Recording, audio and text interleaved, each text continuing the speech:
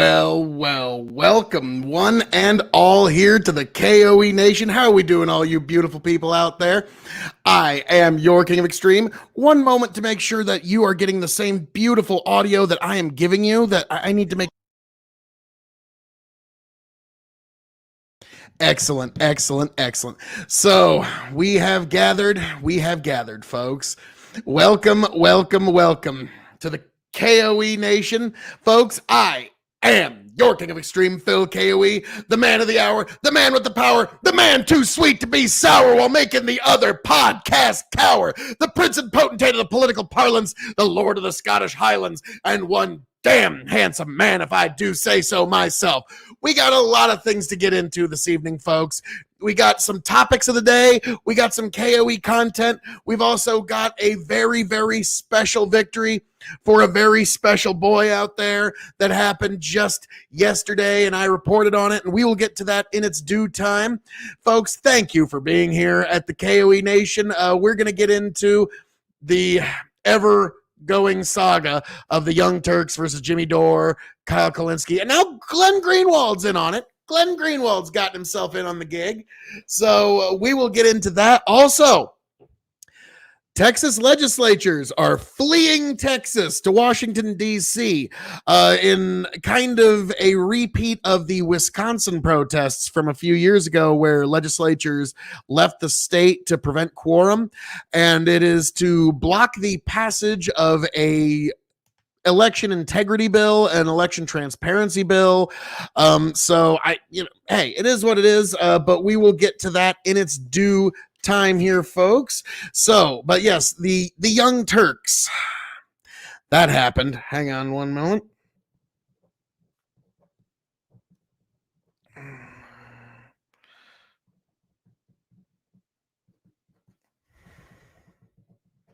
Okay, there we go. I just had to write down a quick note to remind myself later. But yes, the Young Turks have continued their full frontal attack against these pro-war allegations. They're basically being accused of being for the war in Syria.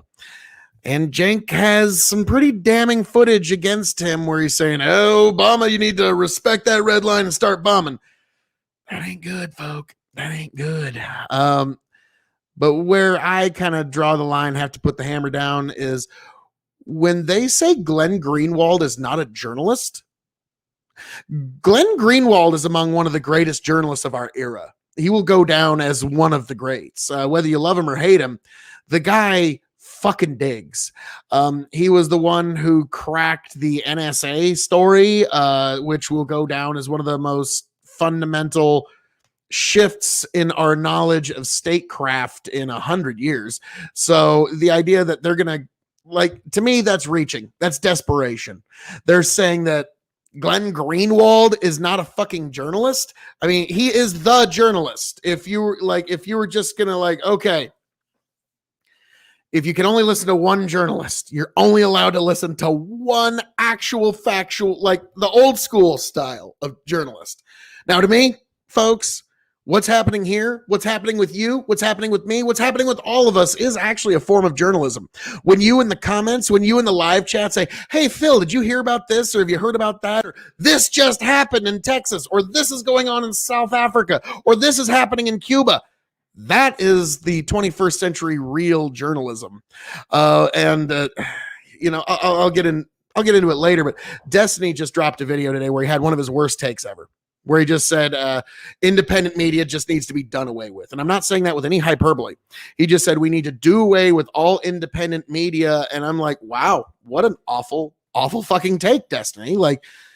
Probably one of the worst you've ever had in your life.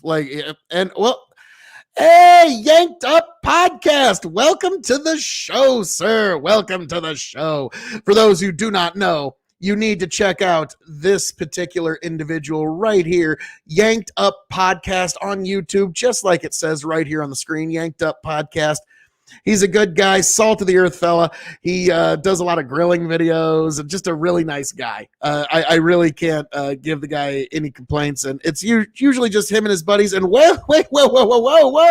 Now, folks, we've got something special here. Got something that I was not anticipating, but it has arrived. It has arrived. Oh, anytime.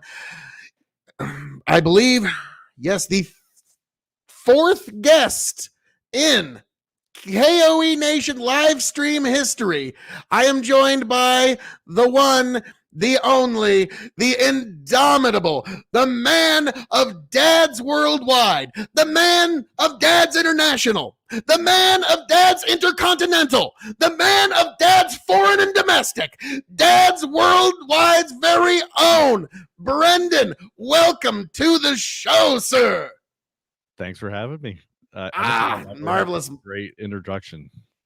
Thank you. I try. So how are we doing there, good sir? Very well. I saw what you were talking about tonight, so I figured I'd jump on. Nice. So have you been keeping up with the internet drama that is the Turks, Kasparian, Greenwald, Kalinske? It's kind of hard to not. So I listened to Jimmy Dore. I can only take so much, so I gotta balance it out. So his comedy is fantastic, but his politics don't necessarily agree with it. So it's interesting to get a different perspective. Yeah, and actually, it was live here on the show last time I was doing one of these Young Turks talks. One of my listeners said, Phil, here's actually Anna Kasparian's take. So I put up one of my videos while I watched it because, if you're here at the K.O.E. Nation stream, you really shouldn't see anything other than this gorgeous mug. Let's be frank. I concur. What's that? I concur wholeheartedly. Thank you. And so I watched the response, and there was like, all right, there's 3 parts. 1, 2, 3. Part 1 was just anger and fucking venom. Part 3 was anger and venom, and part 2 was the part that actually was kind of pertinent. So you could literally, it was a 22-minute video. You could have trimmed 12 minutes at least off of it. You say pertinent, right? Because it was baseless accusations to a few people for it was her side of the story, so I'll hear it out. Now to me it's one of those okay, now we're getting to the realm of things that are unknown and unknowable, and that's why Jimmy, he threw up that hey, look at how nice we were on was it Twitter? Look at how nice we were. Now to me, I really have to say I do agree with Greenwald's take on this. This is starting to get kind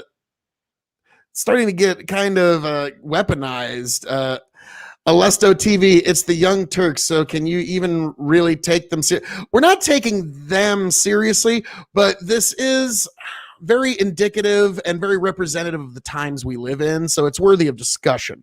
And yeah. No, we got you, Lester. And so to me, it's can an accusation without any evidence for it, is that going to be the standard that we have going forward? And so that's why, that's nothing new in politics, right? Baseless. No. They'll just throw anything out there, whatever sticks. I would say that in our recent era, that has been accelerated. It's now and it doesn't matter. Every accusation will be believed now. Is the problem is because so long as here's actually the kicker. So long as the accusation confirms a preconceived bias of somebody, when you were. I when I was on a panel with Vosh, I said, hey, I think you're a Martian. The reason nobody believes that accusation is because it doesn't align with anybody's preconceived notions of you. And so, but if I were to say something else, oh, you're a commie, or you're he said some really bad, I'm not even gonna repeat this shit he said, but some really bad stuff about his take on Israel, and it got him banned off of Twitch. And so, yeah, I could attack you on that, but and that would align with people's preconceived notions, but there's no evidence for this. I can't reach into people's heads and know what they think. And despite what some people think, we got some comments here. Alesto TV, I mean, they took Blasey Ford seriously, even though the FBI did their job a couple times. they didn't take Reed seriously against Biden, according to Lesto TV. Now, that was kind of the interesting double standard because with Kavanaugh, God, that Kavanaugh thing, that was a time, wasn't it? Like we were all, well, go ahead. That was ruthless. I mean, what they were doing to him off of, I wouldn't say it was mostly baseless accusation, but I mean, she's like, oh, these people were here, and then all of them basically said, I don't remember that. Well, here's the thing, like with the time that's passed is what I've always come to the conclusion, and it's with Brett Kavanaugh and with Joe Biden, with either Ford or Reed. We're talking about things that are now unknown and unknowable. And so when we're trying to parse out something that is unknowable, what you're left with is preconceived notions. And that's why it works so well, is that it allows people to kind of in their mind paint the preconceived notions that they had. Alesto TV says, I believe it comes to what political aisle you are on more than, yeah, I mean, pretty much. I mean, if it aligns with your preconceived notions, you're gonna want to believe it. Like, I mean, think about it. Like when election season's going around, I mean, you remember the last one, Brennan, everybody was just so nice to each other, and everyone was giving everybody just the most generous interpretations. And yeah, it just, love was in the air. Lots of kumbaya circles around campfires. I mean, brought a tear to my eye, my hippie eye. Yes. Now, one thing I wanted to, since you're here, the Young Turks have thrown out an interesting accusation. I'm curious what your take is on it. Right. They say Glenn Greenwald isn't even a journalist. What's your take on that? I don't understand how you can even take someone seriously if they say that. Yeah. Like I said before you came on, like he is like the journalist. Like it's. I mean, let's go over all the stuff that he helped break. I mean, I don't even know where. Hey, whoa! Now, if you even say a certain snowy person's name, they'll fucking kick you. Like now, again, Brendan, it's like, let's see if I could. Yep, it's like Yanked Up Podcast. It's like you're the Thanos of streams, just with a snap of your finger, down they go. But yes, we'll just leave it at he's put out some of the best stories of our era. We'll put it that way. He's changed the way that I think you can say that it was an NSA story, but just don't say anybody's fucking name. Right. But yeah. But then I know. But then also he left the paper that he actually started, or not paper really. I mean, it's a digital newspaper, but he left there because they weren't being fair. Like they weren't actually doing reporting. They were just being propaganda wing again, like every other media outlet. So he said, no, I'm done. I'm done with you people. So I don't know. That guy's got more integrity in his pinky toe than probably the whole you know. Yeah. Well, yeah, he's got more in pink than the whole TYT cast, that's for sure. Task. But and then I'm not sure about this, Alesto. Wasn't Glenn Greenwald the first political journalist? There was ones before that, but he's certainly like maybe freelance, maybe. Yeah, maybe. TYT is political commentary, and I choke every time I say that. Like, yeah, it should feel like a little bit of ash in your mouth every time you say the Young Turks political commentary. Yikes. It's a political opinion show. Whether or not their opinion's worthwhile, I mean, you got to give it to them. They're an opinion show. Yeah, now I got to give it.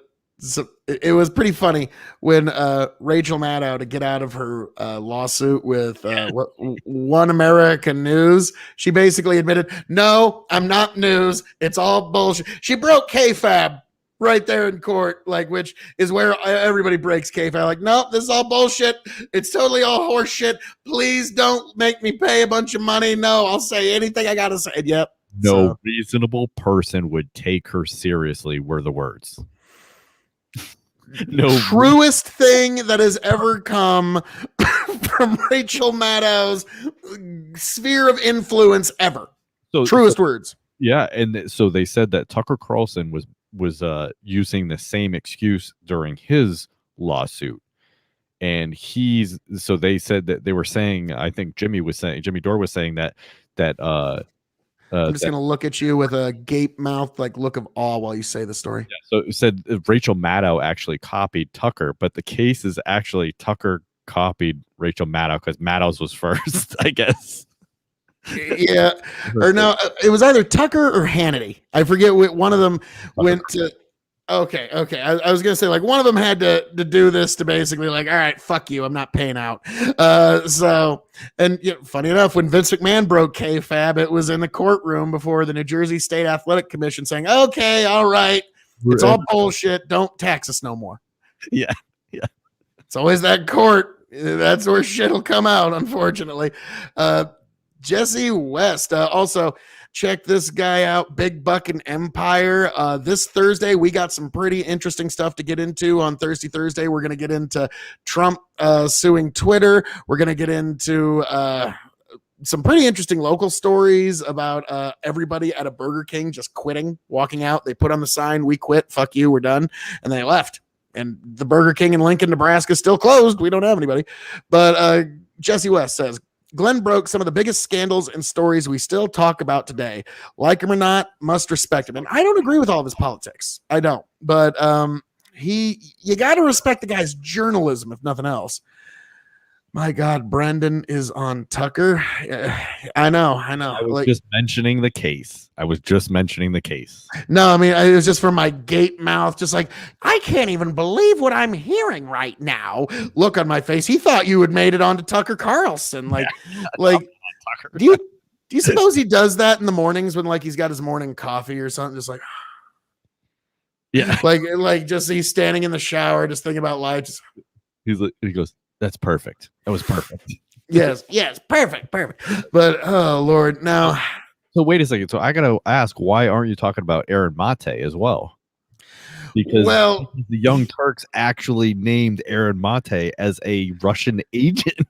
I was getting there as well, and also there wasn't enough line in the title for me to include Aaron Mate, so I was like, all right, it's either Aaron Mate or the Dems fleeing Texas. One of them, one or the other here, folks.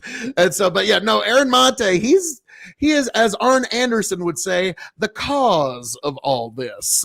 He basically brings up sent going back in 2013, Obama, the red line, you need to respect the red line, and we will take this. I mean, Syria, this is terrible. You need to just go bomb Syria immediately.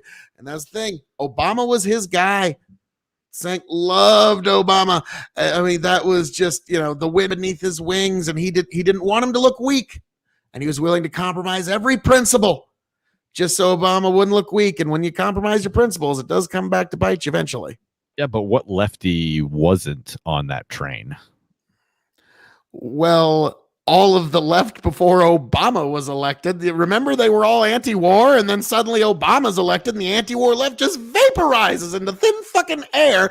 And then you have Cenk Uygur of the Young Turks. Obama, the red line has been crossed. You need to bomb Syria. My God, of course, bomb the Syrians. And then Aaron Mate, all he does is just kind of, hey, what about this?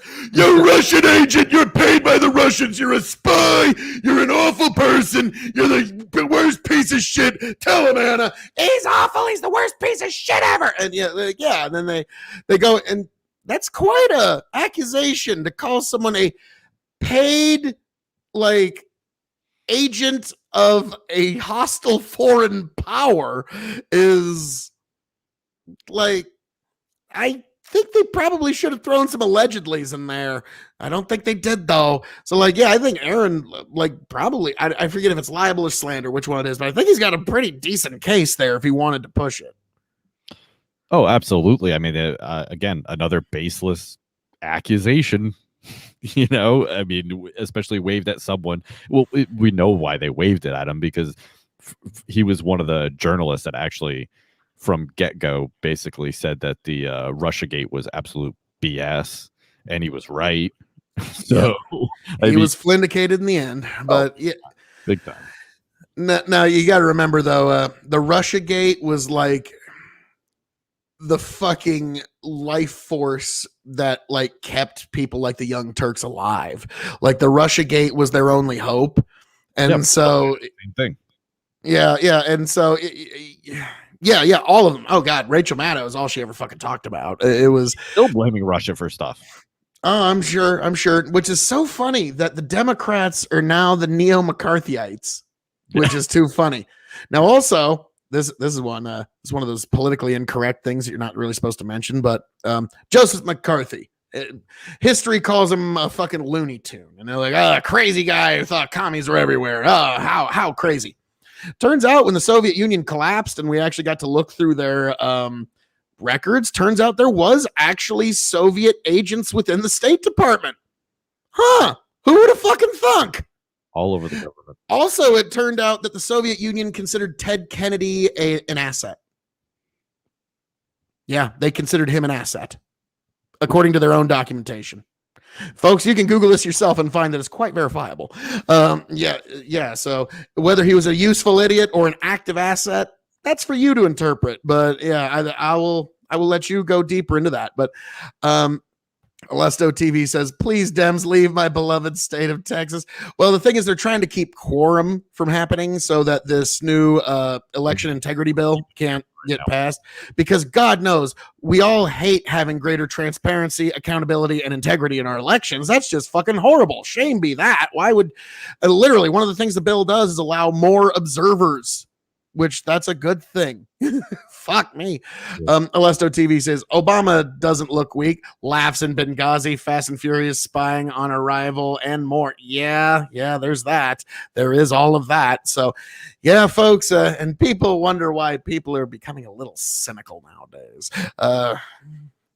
Jesse West, or Anna, whatever her name, Anna Kasparian or Kaspar, like, yeah, one of them. Like, God, like a lot of the Young Turks have like, is it Jank or Sank or like, yeah, they nobody ever gets their names right. Dore calls him Jank. Yeah. So he used to be on the show, so I guess he's right.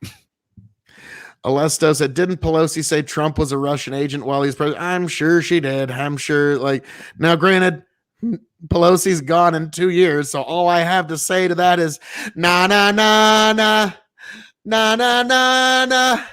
Hey, goodbye. Don't let the door hit you in the ass on the way out. Goodbye. Yeah, that's all I have to say about Pelosi. And, it's kind of funny. Now, the thing is, the Republicans are taking back the House in 2022. So, like, I would bet money on it, not to be construed as actual gambling advice, but just based on Pelosi stepping down the same way Paul Ryan did right before he was going to lose power, I'm getting that. Why am I getting this type of vibe? Yeah. No. For Tony, this is the all-seeing almond. That's an inside joke. We'll get into that another time. But yeah, so Lord Almighty. So calling people Russian agents and such. So yeah, we're in the era of the smear, and so to me, like. That was one of the things that made Trump really hard to tack down, was the fact that his smears, he would just kind of make a joke about it, rather than like normally you'd get a smear and then the politician, and I apologize to the whales, to the snails, to all the little people around all the world that might have ever heard of anything. Like, yeah, so he just never played that game. Well, I mean, I really think it's just becoming one of those smears that like people call you a racist or a Nazi. You're not really one of those. They just want you to defend yourself, right? They just want you to get a rise out of you, so they're going to call you a Russian agent. No, what they're trying to do is actually verbally ruin people's lives. They're trying to Oh, drop these verbal grenades in people's lives, walk away, and then leave them to defend themselves. Which, because again, these terms are so hypercharged. Now, they do mean bad things, but it's like when I was on a debate panel with Vosh and Destiny. The term fascist came up a lot. And at one point, I'm like, it's like that movie, The Incredibles. If you say everyone's special, that's just another way of saying nobody's special. If everything's a fucking fascist, then that's just another way of saying nobody's really a fascist. And Destiny even agreed that racism is kind of getting to that same point. Like, well, what kind of racism are you talking about? Are you talking about systemic racism? Are you talking about unconscious bias racism? Are you talking like what do you even mean? Now this has to be so much more quantified. And also, it's one of those like it's the boy who cried wolf, the leftist who cried racist. Like it's happened way too like, yeah, the leftist has cried racist for everything. It's to the point where literally, like, I think there was an article talking about how like water is racist or something like that. And like, it was a meme that I saw the other day is like, types in anything is racist and you'll get an article about it. And so there's no way. So a guy types in is water rate. Like I'm sure there'll be something that comes up. And so at that point, it's like, yeah, okay, these words are kind of losing. Well, they're really, really losing their meaning. Yeah, I mean, they called Tulsi a Russian agent, someone who went to war for the country. Yeah, that was disgusting. Like that was despicable what they did to Tulsi. It was awful. I mean, I can't even. I can't imagine. I mean, she saw the worst of the worst. She was in a medical unit. Yeah. Yeah, so it's the era of the accusation to just try and knock people out because, yeah, like I said, these are verbal grenades that people just try to drop to try and destroy people. And so this is where we're at as a country. People are trying to destroy each other rather than try to understand each other. It's something I keep bringing up on these panels. Like you realize that after elections are over and you realize like after this bill is passed, like the other side of the country is still going to be there. They don't just fucking Thanos vaporize because we won, we passed the bill. Now they're all still there. Now according to this listener, it says Vosh is an idiot. I will say this.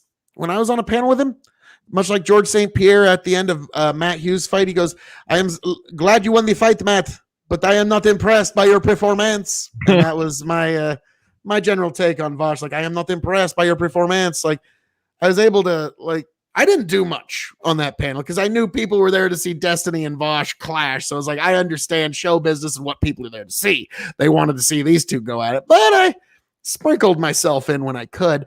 And when I got Vosh, like, so he was saying like, and Republicans are fascists. They're fascists. Sorry.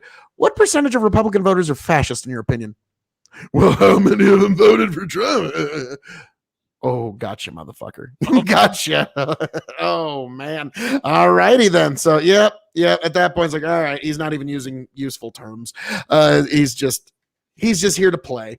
But yeah, that was an interesting evening. But yeah, Destiny just dropped a video today. Terrible take. Fucking awful take. Like I like Destiny, really good guy, really nice guy, but he says probably the best thing to do to get rid of misinformation is to just ban all independent media and only the official media is allowed to fight things out. Like, and when I heard that, I was like, oh no. Official media. Yeah. All the news that's fit for you to read according to us. Like, oh yeah, that's great. That's not how you get to 1984. According to Alesto TV, if I remember correctly, fascists don't get removed from office by elections, nor socialists. it's the old adage of you can vote your way into socialism, but you're gonna have to shoot your way out. That's God, that's an old saying, decades old, and so it always kind of makes me wonder, like, why is it that all like. Okay, now if we could just zoom out here for a second, because I've been on panels with a lot of people, and like this is tying in with the Young Turks, and this is tying in with all like. Here we are, Brendan. Like you and I are talking on the internet. We've got electronic equipment. We're underneath roofs where we are safe. We are warm, relatively well fed, maybe. I mean, I don't know how else everybody's eating out there, but what I'm saying is you're under roofs, you're safe, you have technology, you have electricity, and all you ever fucking hear from anybody is how it's never been so bad. This is clearly the worst era we've ever fucking lived in, while I talk into my fucking magical computer box that'll find me any piece of information or just amuse almost any boredom at any moment, but it's just never been so fucking bad. And then so to me, it's like we're starting to get to the point where people need something to push back on. And that's why you're starting to get like this hypersensitivity, hyper offendedness, because people need to have some sort of pushback in their lives. And because they ain't got it, they got to make it. Well, it's perspective, right? I mean, it's obvious that there's a certain generation that hasn't had to deal with a dial-up modem.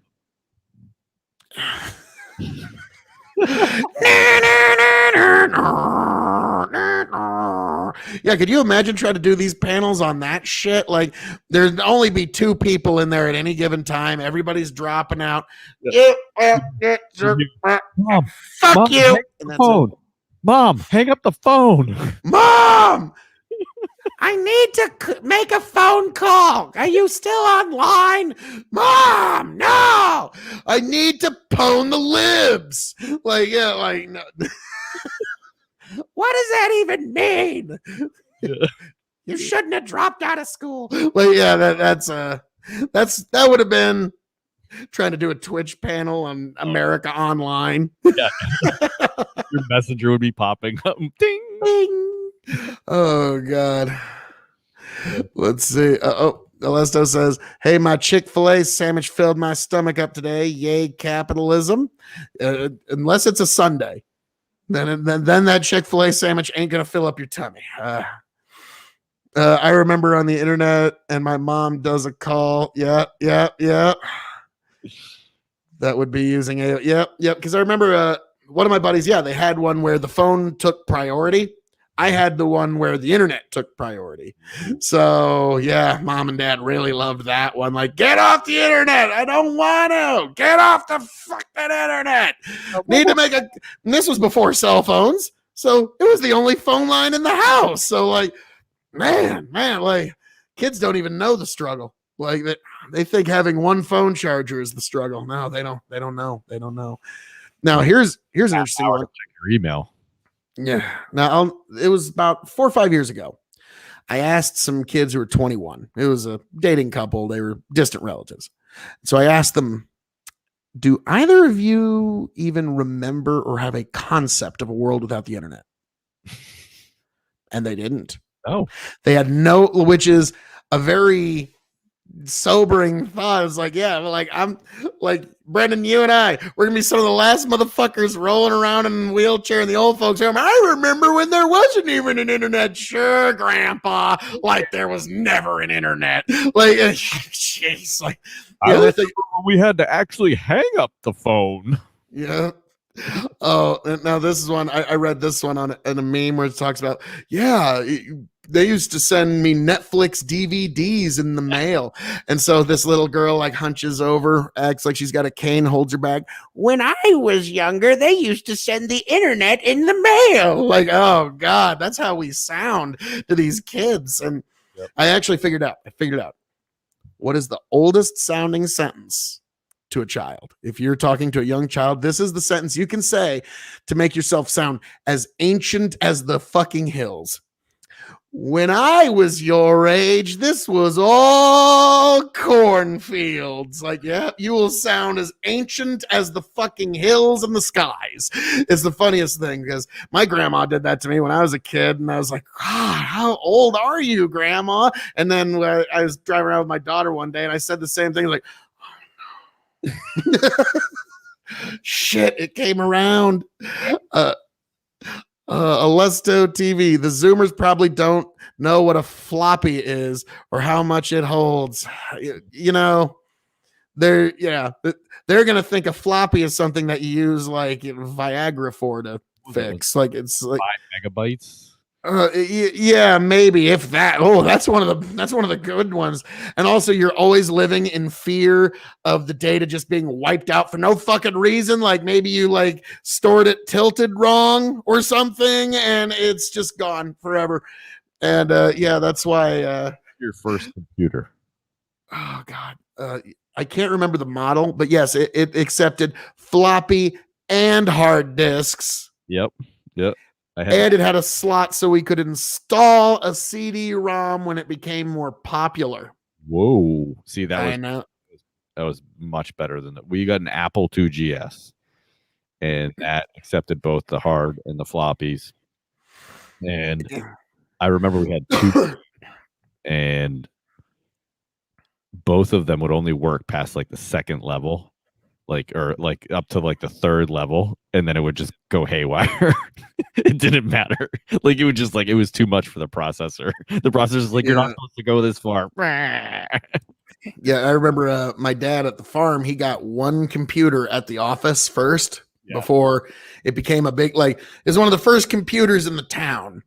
And like my grandpa was like, oh, why do we need that for? And my dad's like, no. And yeah, me and Dana, my brother Dana, just went nuts on that fucking thing. And just, yeah, it was quite the experience. And yeah, there was not much to do, but my God, Microsoft Paint blew our fucking mind. But now Alesta goes, wait, you have kids? Congrats. Well, I mean, thank you for the congratulations. It was a while ago, but yeah, my daughter's 12. So yeah, we're starting to get into those political talks and also just the talks about life and truth. And I'm enjoying that. Brendan, you've got a podcast about being a dad now, don't you? I do. This is a segue moment. Oh, thank you. It's called Dad's Worldwide, and we talk about all kinds of stuff having to do with fatherhood and parenthood, really. Yeah, but yeah, I have an 8-year-old, a 6-year-old, and an almost 2-year-old. So I am right in the thick of it. Oh, so yes, he's had kids a lot. He's had a lot more of them. Like I've only got the one, which it's great, just one-on-one interactions. We could have conversations. For you, it's more of all right, are they all still healthy and alive? Yeah. Okay, keep moving. Like, yeah, because Tony, he's got 4 of the fucking things, all of them underneath the age of 6. So like, figured out how that's caused. I'm thinking it might be time that I tell him. You should, yeah. Tony, do you know how that happens? Yeah. And Tony's comeback is, yes, Phil, I am very well aware of how that happened. Like, no, I think you're aware of the consequence. Yeah, you should do that thing, right? Have we gotten to cause and effect? Oh, Jesus Christ. No, this is a dirty joke, but all right, this is in pro wrestling. Tony Schiavone, the commentator, he's got like a bunch of kids. He's got like 6, 7 kids. And so wrestler Arn Anderson, whenever his Winnebago would pull up with all the kids to drop them off at the airport, he'd go, Schiavone, you got enough cum in you to shampoo a buffalo. Oh, God. And so, yeah, once in a while I drop that joke on T at card games and such just because it's fun for me. But yeah, that's kids. Oh, yeah. That ain't that a thing. Love it. I wouldn't trade it for the world. Let's see. Alesto TV. I don't know model, but I believe it was 98, 99. We played Diablo 1 on it. Nice. Now I am an Oregon Trail OG. I had Tony had a computer of Oregon Trail that was the black and green, like the super old school.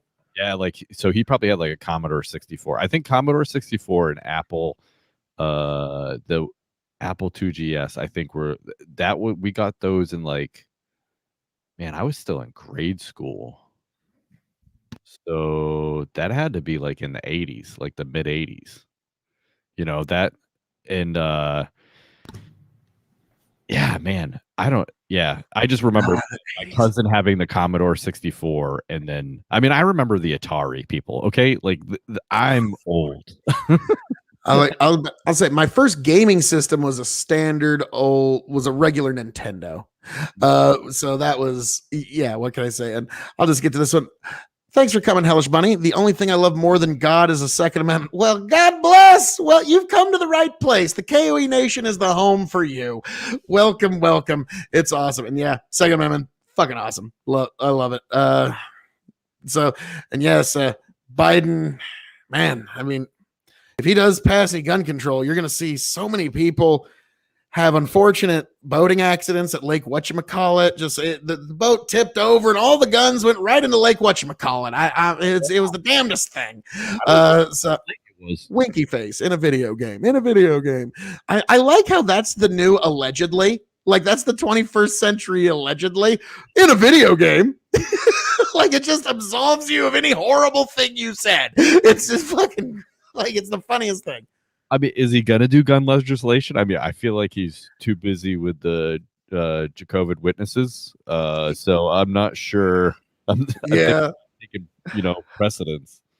Yeah. The door-to-door squad. That's and I like that one. The K.O.E witnesses. That's obviously gonna offend somebody. Like somebody's gonna get mad about that. But fuck it. It's like and that's the problem with our modern day is something that's at least a little bit of a funny word pun. No one's allowed to even think that things are funny, and it invites you to be liars and hypocrites and to deny what you evidently know already. And so, yeah, fuck it. Welcome to the K.O.E Nation. We love you all.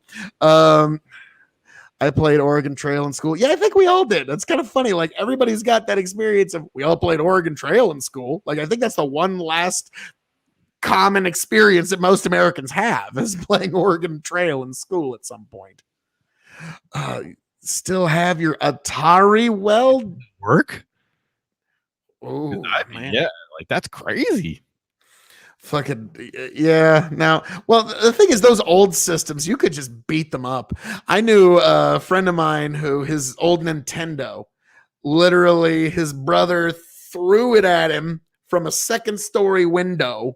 Took his Nintendo, used it as a projectile weapon, threw it at him from a second-story window, smashed on the ground. They popped the plastic back together, fucking plug it in, still played just fucking fine. You had to do on the game a little more, but that was about it. And I was like, wow. Now you do that with a PlayStation or an Xbox, you just have a funeral. Yeah, you're done. Yeah. Yeah.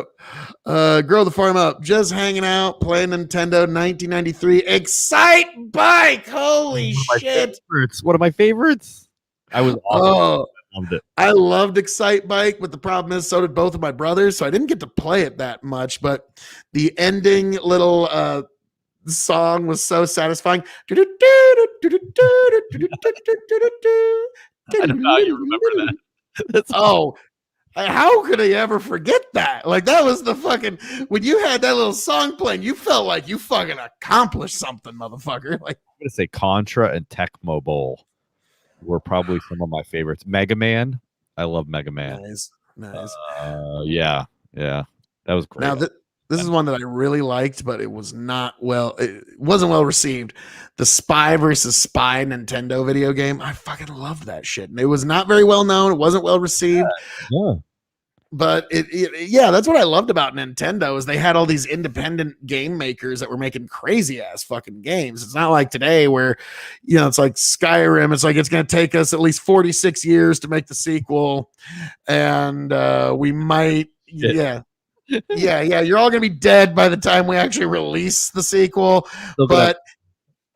But you can at least will a prepaid copy to your grandchildren upon your death, and they will get to play it in the year 2053 when the game releases. It's going to be great. Todd Howard's head is just going to be kept in a jar, Futurama style, and that's how we're going to make this go. Alesto, the sharks in Gulf of Mexico are armed to the teeth to fight the cartel. I don't know if that's true. Word for it. But yeah, the Gulf of Mexico sharks. That's actually where a lot of hammerheads live, I believe. I mean, check me if I'm wrong in the comments, folks. Oregon Trail, grueling pace. I played it, but I hated that game. Yeah. I'll be honest. Like most of my friends, we never got it past Colorado. And I remember there was one. This was so cruel. Buddy of mine was party. Yeah, well, we would start to gather around the people who knew how to actually play the game and watch them play it. There's one buddy of mine who, like, literally, he's 15 miles from fucking Oregon. You have died of the fucking typhoid or whatever the fuck. You're like, motherfucker, really? He's 15 miles from fucking Oregon, and you're gonna do this shit? Like, yeah, that was I'll never forget that one. We're like, oh,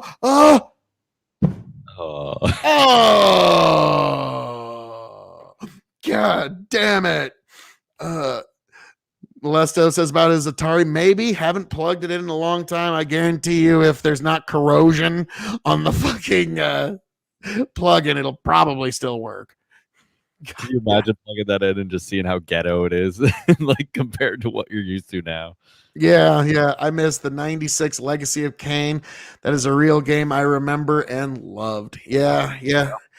We did a top 10 video games with Tony and Chicken the other day, and I said, for me personally, number one is Skyrim, my favorite game of all time. Then number 2 and 3 were the Red Dead Redemption series, because my time playing is specifically John Marston is some of the most treasured memories that I have in gaming. So, like, just that story arc of the Red Dead Redemption story arc is really like, yeah, it's like, oh man, that is long form storytelling at its best. So, and yeah, it's a unique thing, and my parents' generation, they just don't get it. They won't. I've often said our generation will be the easiest to keep, like, just keep in line in the old folks' homes. Like, oh, I've got a PlayStation 6. Oh, 26-year-old technology here. Look at this. I'm playing 2030. Yeah, like you're playing a system on 2030, but it's the last one you remember. So, because yeah, like my old man, he was telling me about when he would go to see his grandparents down Kansas. They'd go to this old folks' home, and there was this old timer that was on the way, and he was a mail carrier back in the old Pony Express days. That's literally what he'd do. Yeah. And so he's sitting on a chair with 2 strings in his hands, going, yeah. No he way. thinks he still thinks he's on the Pony Express. And so everybody just kind of plays along. All right, Bob, how you doing there? I got a little bit more to go. Yeah. Like, all right, you get there, Bob. And so yeah, that'll be us. Like, oh, look at this, Madden 2036, fucking A right. Like, Screen will be completely blank. It'll just us with the controllers. Yep. That'll be the. Yeah, that'll be the real old time. That'll be the real fun ones. They're on so many medications they don't know. Grow the farm up. Tecmo Bowl was the schnitzel back in the 9 deuce. Yo, back there. Pick the Raiders, run Bo Jackson for 300 yards. Brandon. Oh my god. Yep. He knows what's up. Yep. You and Grow the Farm Up are a little closer in age. Let's see. Pong. Just Pong. That's Atari for you right there. Damn. Yep. So welcome to the gaming podcast here tonight, folks. The Young Turks calling. Yeah, we went from Young Turks to touched on Texas for a little bit. So we hit the headlines, motherfucker. But yeah, the game. Now I'll never forget one of the coolest, like, and Grow the Farm Up will remember this. Coolest memories I always like growing up. Video games always a big deal. I had this buddy of mine. We're gonna call him Endline. That's his alias. He was super gamer. He always had the better system than me. Always had the better games than me. Always like that was his fucking. Fucking laying it down, fucking cock measuring contest. Like, I got better games than you. Now, granted, kind of a dorky way of going. Like, I could whoop your ass in a fucking Elder Scrolls game, Baldur's Gate. I'd make you my bitch, yo. But yeah, that was, a little dorky, but in retrospect, yes. But at the time, it was everything. But my parents got me,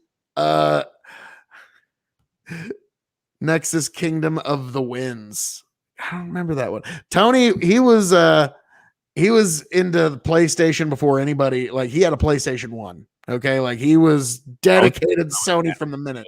Sega Genesis or something like that. Oh, maybe he did, but I can't remember. But no, I'll never forget. My parents, they somehow got it the year it came out, the Christmas it came out, a Nintendo 64, Super Mario 64, and GoldenEye 007, all Christmas Day. That was fucking tits. Like that was like, yeah, we all flipped the fuck out. And for once, for once, like, hey, and look, guess what? Oh yeah. Oh, it's great. Oh my god, the graphics. I have 64 bits, man. You wouldn't believe it, man. Like, man, I might need to rest my eyes from how good these graphics are. My God. And he's just flipping out because he's that kind of guy. He was like, oh no, how can this be? Ah. And I was like, you get socks? Oh, those are good. Yeah. Oh, yeah, socks. Those are nice. Nice. Oh, what's that? What's that? Oh, you're still playing the Sega Genesis. Ew. Yucky. What? Oh, I'm so sorry. Like, that's for the uncools. What the fuck? Like, now what's funny is I said, like, yeah, what's cool, what's hip, what's with it. And I realized it's like my daughter informed me that hip is just about the most unhip word that can be said anymore. Like, damn it, really? Ah, damn. Tony the Rod, Nexus was the Pokemon style graphics online game N-Line would push on us. Okay. Yep, Tony knew N-Line as well. Yeah, and he got me into Pokemon for like about a week. I was into it for about a week. Hey, I gotta go. My dog's outside barking, Brennan, so I will be right back. Your favorite 3 video games of all time. Go. Oh my god. Okay, so first of all, I am not really a gamer. I'm an awful video game player. It doesn't matter what game I actually ended up playing. Horrific. But when I was in the Coast Guard, this is awful. So I'm in the military. I'm on duty. So we're a lot like firefighters. You sit around and wait for stuff to happen. So at night, there was a lot of, downtime. So I did a lot of PlayStation 2 playing. And I was, again, horrific. But Siphon Filter, we played the shit out of that game. And I really did actually enjoy it. It was awful. But I did enjoy playing that game. But I would say, like, I love all the battlefields. Those are a lot of fun. And man, I gotta say, like, Tecmo Bowl was my favorite. I just have the memories of it. Like, I was no good. Like, if you didn't have Bo Jackson, you sucked. but I love that game. So, and I know most people think that Siphon Filter is awful, but I really enjoyed the game. So it was fun. So Half-Life 1. I tried to play that one. I crashed my computer. Half-Life. I had to get a new computer because I downloaded it. It's just like, yeah. Tony the Rod agrees with the first Siphon Filter. Never played that one. Now, me personally, a PC game that, like, I don't know why, it's almost like my zen. I might download on my computer tonight after this stream's over. Age of Empires. Yes, I loved. Yes. Now, this is a legit one. I one time played an online. It was Age of Empires 3. So it wasn't Age of Empires 2 where you build all the walls. It's Age of Empires 3 where you got the guns. Mm-hmm. And it was 4 teams on 4 teams. In this game, we looked it up. The game lasted 9.5 hours by the time it was done. Now, it was me and 3, I'm assuming, like, high school kids from Korea versus like 4 people from Germany. Like, nobody's speaking the same languages here. Like, it's just disaster. And well, it almost was. And like, so our team got just beaten fucking badly early, but we had one guy that could really just keep pumping out troops, and he held the line. While me, I industrialized and I fucking started making money and started pumping out expensive troops and made a lot of them, while he just basically, I let him to the fodder. But after 9 hours, I clawed our forces back from the precipice and won the battle, damn it. And so, yes, I was like, yes, Call me General Phil on top of my lordship and everything else. There was a game just like Age of Empires. It's called Civilization. I don't know if Yep. you remember that one. It was I kind of was like good. that one almost better than Age of Empire, but I did like both of them. They were pretty good. To me, Civilization was just a race to who can get the nuke faster. Yeah, yeah. Like whoever gets the nuke first wins. You know what I forgot? Command and Conquer. That one was a pretty good one. That one was fun as shit. I love those games. Oh man, Red Alert. Oh yeah. I actually bought when I bought my PlayStation 3. Going to the one place not yet corrupted by capitalism. Space. Like, yeah, that shit was fucking campy, but great. I loved it. And like, yeah, Tim Curry of all fucking people. What? Totally. Like, what? What? Did he just not have anything to do that weekend? Like, yeah, fuck it. Mic me up. I got a mortgage. Wasn't busy. Yeah. Siphon filter was the closest thing to Metal Gear I could get until Metal Gear Solid 2 came out. Okay. Funny enough, Siphon Filter was about a virus bad guys were trying to release on the world. I don't know what you're talking about. Yeah, we have no idea. Nope. What? No. Online for me, StarCraft. Yeah, StarCraft is fucking fun too. But again, that was another one. Endline, our buddy, he was too much of a nerd about it, and like he was one of those. He knew every exploit, and so I was like, Jesus fucking Christ! If you're not on his side, it's just like how much of a masochist are you? Because it's just like, all right, I'm just gonna get fucked for the next 2 hours, and then he's gonna toy with you like a cat plays with his prey before he just finishes you. So yeah, Dune 2000, get on my level, normies. Oh man, yeah. What was that? Mist. I wasn't big into it. Tony fucking loved Mist. Like he thought the answer was in that game. What year did that come out? Because I did a beta on something that ends in 90. Was that? Yeah, I don't know. That was the 90s game, which okay, no, this wasn't the right. This was different. He turned on us after he would beat Endline actually did that one time. Like we had defeated the other team, it's over, and then he changes his fucking team and starts whooping on us. Like, what the fuck, you asshole? And so yeah, that was a life lesson though, T. That was a life lesson. Like, yeah, don't think you can count on alliances for too long. Holy shit.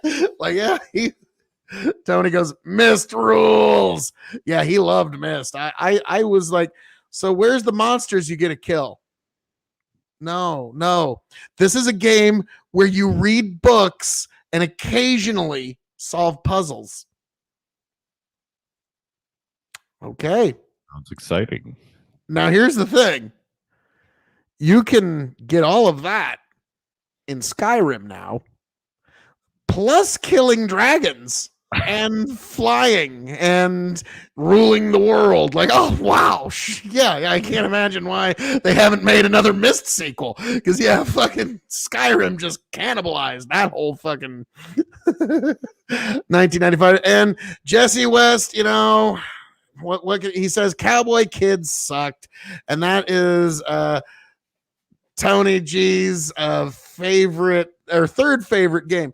Actually, hang on. Tony says something. I'm gonna look something up here. Elder Scrolls release dates, because list of all the Elder Scrolls games, because Tony says not in 1995 you can.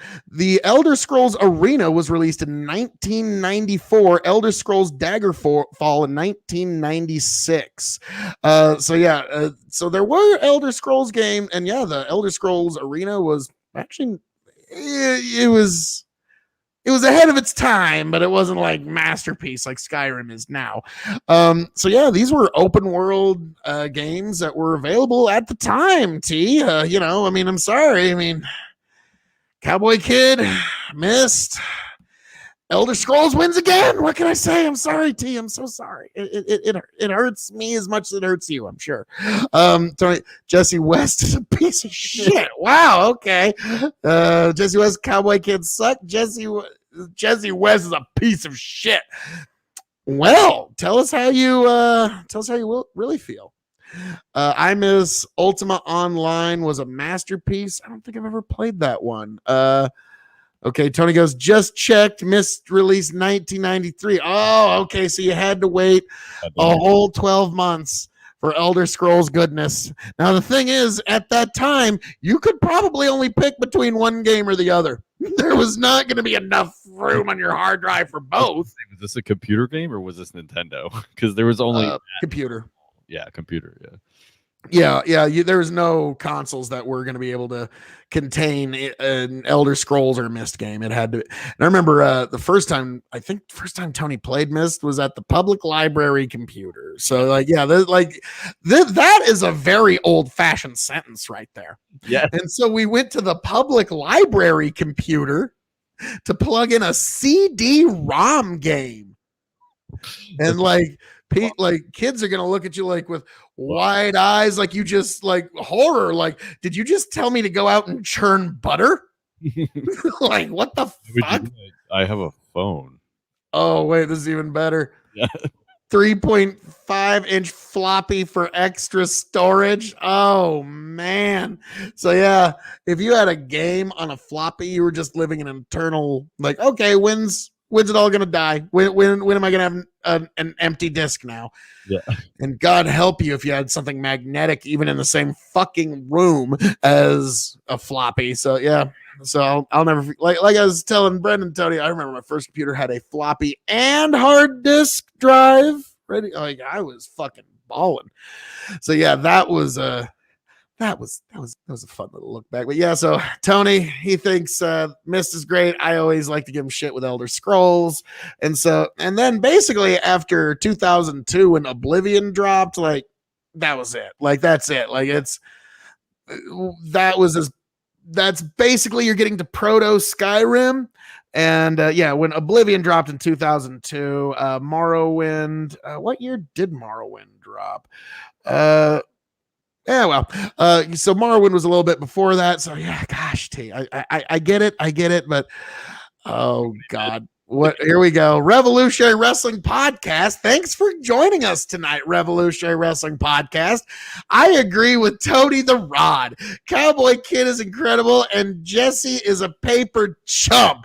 Well, that last part, I have to agree. That paper chump, Jesse, is losing his championship this weekend to the King of Extreme, folks. It is happening over at Revolutionary Wrestling Podcast, where your King of Extreme will regain his champion, and it's gonna happen. You know it's the right thing to do. Yanked up, more truth. Tony loves the floppies. Like, he was the king of the floppies. It's like, I am the Clit Commander. Like, yeah, basically that promo, but with floppies. Like, when you think of floppies, you see this fit. Like, yes, pretty much, yes. Floppy disks. Yes. God. Grip Paranormal. Grip Paranormal has joined us this evening. Definitely check out Grip Paranormal on YouTube for all of the paranormal investigation needs. It's actually a pretty good place. I actually joined Grip Paranormal for a ghost investigation and emerged the conqueror of the ethereal. The ethereal realm just came forward and said, Phil, you're pretty much it. You're the shit. We need you to just basically run things. I was like, well, okay.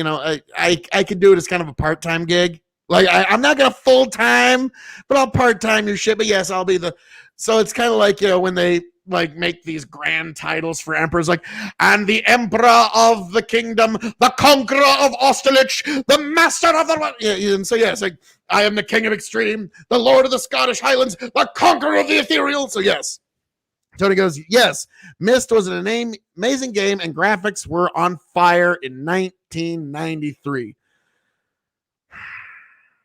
Say that sentence to anyone under 20 years old. Yeah. Like, they might want to put us all into fucking old folks' homes now when we say that. Like, these were great graphics in 1993. Let me tell you something, Sonny. Like, Grip Paranormal, Cowboy Kid, awesome game. Yeah, yeah. Brandon is losing. Is like, yeah. We'll see. Yeah, he's we got Revolution. Tony G probably wins on Sunday. He's odds-on favorite. Well, we'll see. Now, the only thing is chicken.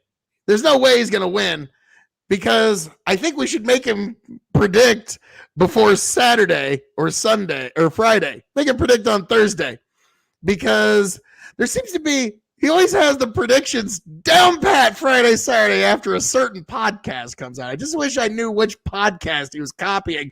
Match for fucking match. As not that I'm better than nothing, but just no. It'll be a good pay per view. It'll be a good pay per view, folks.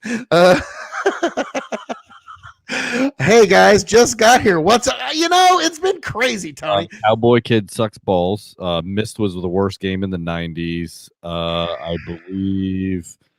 Yeah, I think that's it. I think that covers it, right? Yeah. And also Phil K.O.E. was the greatest RWP and RXW champion of all time. Phil's gonna win back the thing. The belt this week. Yeah.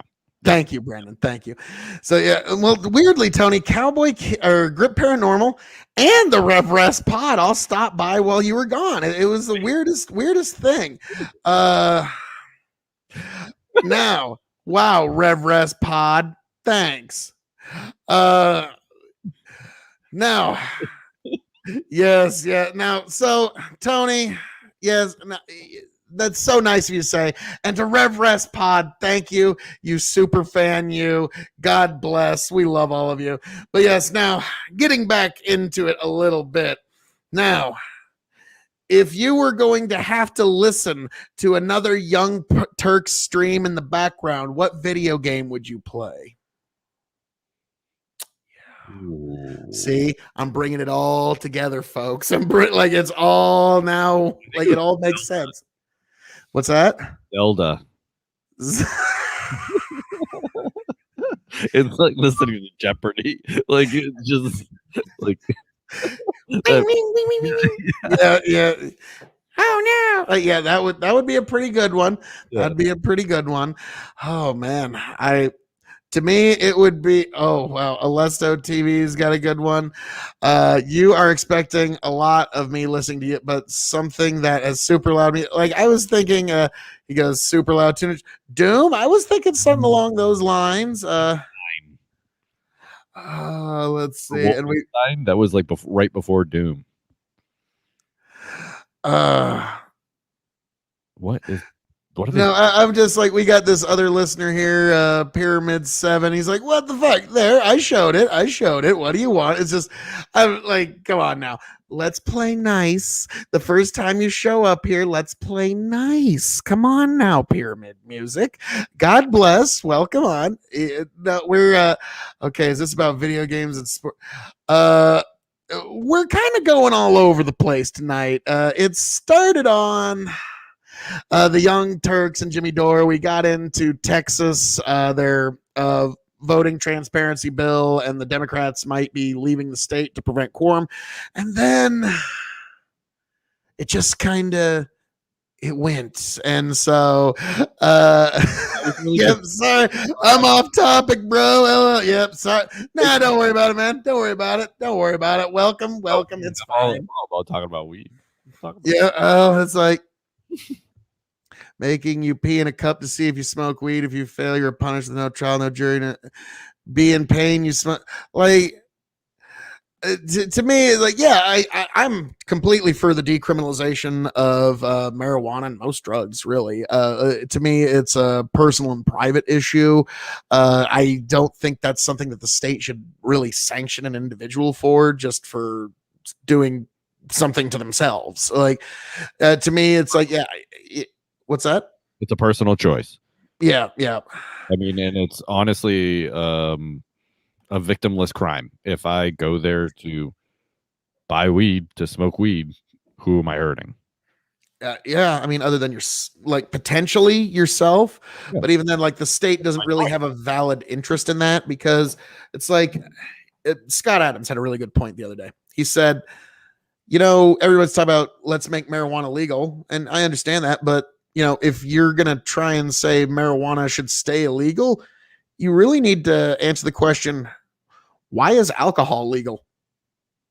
Oh yeah. Like, I mean, in terms of like issues that it causes to society, like you could make a much better case to legalize cannabis and illegalize alcohol, but it's just got the momentum of society. It's got so many years, and also like in the West, we've been drinking alcohol for thousands of years. That's just not going anywhere. Meanwhile, smoking your drugs to get a bit of a buzz, that's not something that's normal in the West, and it's only been a big thing in the last 200 years. So I think that's, yeah, I'm totally for it. Cannabis helped me understand math according to Pyramid 7 music. Hey, God bless. Yeah. Pyramid 7 music, it is really good for memory retention and creativity. Okay, I'll give you the creativity. The memory retention. But the other one, wait, what were we talking about? Yeah. Oh, memory retention. Yeah, there we go. Yeah, that's yeah, I will give you that. Like Joe Rogan had a good one. Was like, weed doesn't mess with your memory. Huh? Okay, maybe. Yeah. A little. Yeah. But only just stops you from thinking about shit that sucks. Yeah. There we go. Alcohol is the most dangerous of all drugs. I don't know if it's the most dangerous, but it's probably top 10. Like in terms of shit it can do to you if abused. Yeah. It kills you slowly. Yeah. Well, unless you get behind the wheel and you got like a 0.3 blood alcohol level, then it can get a little faster. Yeah. But yeah, don't drink and drive, folks. Jesus. Don't smoke and drive. Don't do any of it. I'm not going to say who, but a friend of mine's basically getting a divorce over him getting a DUI. So yeah, don't do that shit, folks. It's got some far-reaching implications there. But yeah, so it's one of those things, like I think drugs should be decriminalized, even most of the hard ones, which is kind of a hard sell for some people, but it's a personal choice thing. It's like, what are you going to do? Tony the Rod. So Phil, did we ever get to the bottom of the real question of whose wife were you going to? Damn it. Well, yeah. Yeah. It happens. I'll get there. There's many wives that many dissatisfied wives that they need your king of extreme. What can I say? Hey, K.O.E. Hey, Mr. Saxakeet. Hope you're doing well. Well, thank you. Glad to see you. We're just having ourselves a little fun this evening. Brendan of Dad's Worldwide on YouTube decided to swing by, and we're just having ourselves a lovely discussion. Let's see. Alcohol can kill you in one day, bro. Like, I'm sure. You gotta really try for it, but I'll give it to you. Yeah. Alesto, my argument with weed is that it is ill-advised for kids because it can stop brain development. Well, yeah, you really shouldn't be putting many chemicals of any kind into a developing mind. We don't have enough research, but I think that's completely okay with decriminalization and made legal. That's fair. And to me, like, I think alcohol is 21. Trump just changed the cigarette age to 21. I think if marijuana becomes legalized, 21 is the fair line that you can purchase marijuana at 21, not any younger than that. I know technically it should be 18, but that seems to be this weird little half measure that we have in America. Let's see. Lots of opioid overdoses, alcohol poisoning, but do not ban. Like, yeah, that's the thing. When you start mixing opioids and alcohol, it's like the Hannibal Buress joke. You mix pills with liquor, you need less of both. It's just basic science. Now that's a joke, but what that is telling you is that it increases your blood toxicology fucking fast. I mean, because don't do that. You can Heath Ledger yourself. That's the joke. It's Heath Ledgering yourself. It's unfortunate. But anyways, divorce is ain't it though? It's no. H.L. McKenna. You want to know why divorce is so expensive? because it's worth it. Yes. It's like, don't. Now, here's the thing. If your friend is getting a divorce, don't be like, oh, it's so terrible. It's like Louis C.K. joke. Don't be like, oh, that's so terrible. Because you're making them feel really bad for being really happy. And that's wrong. No. Like, yeah, that's come on now. So where are these Dems fleeing to? Tony's wanting to know. They're going to Washington, D.C. because they think the Texas Rangers might not have authority to bring them back there. Now,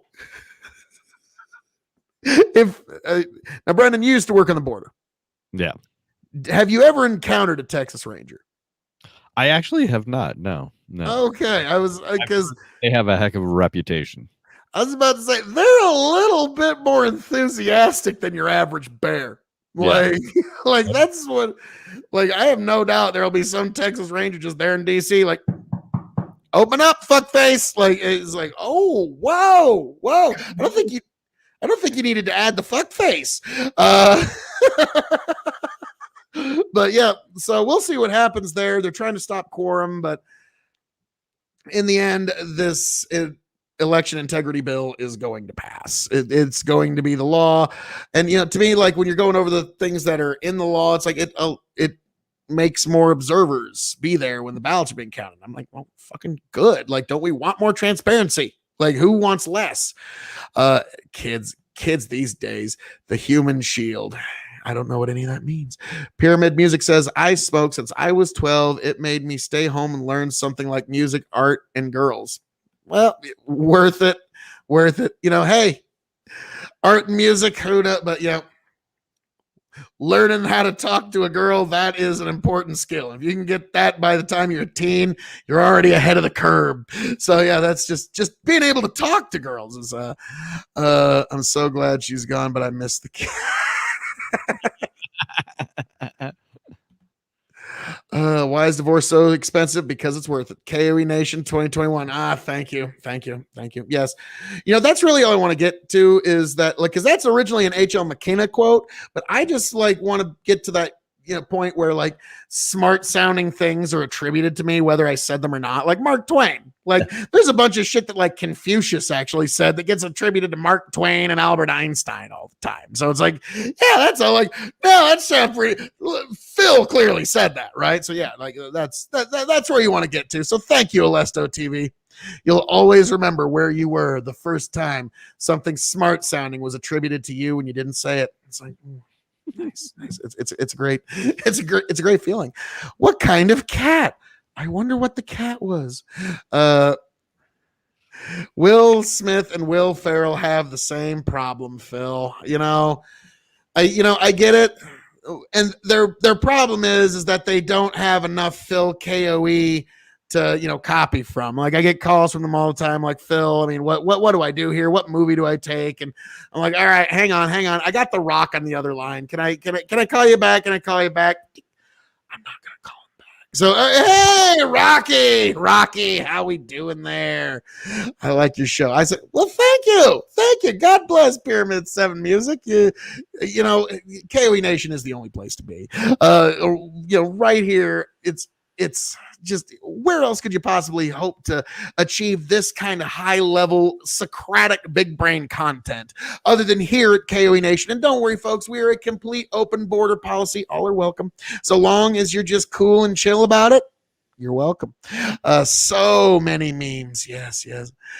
Everyone wants a little Phil in them. What can I say? It is true. You misspelled that. Oh, yeah. There you go. That's better. Everybody, but the problem is, it's not just a little Phil. Like, it's what do you?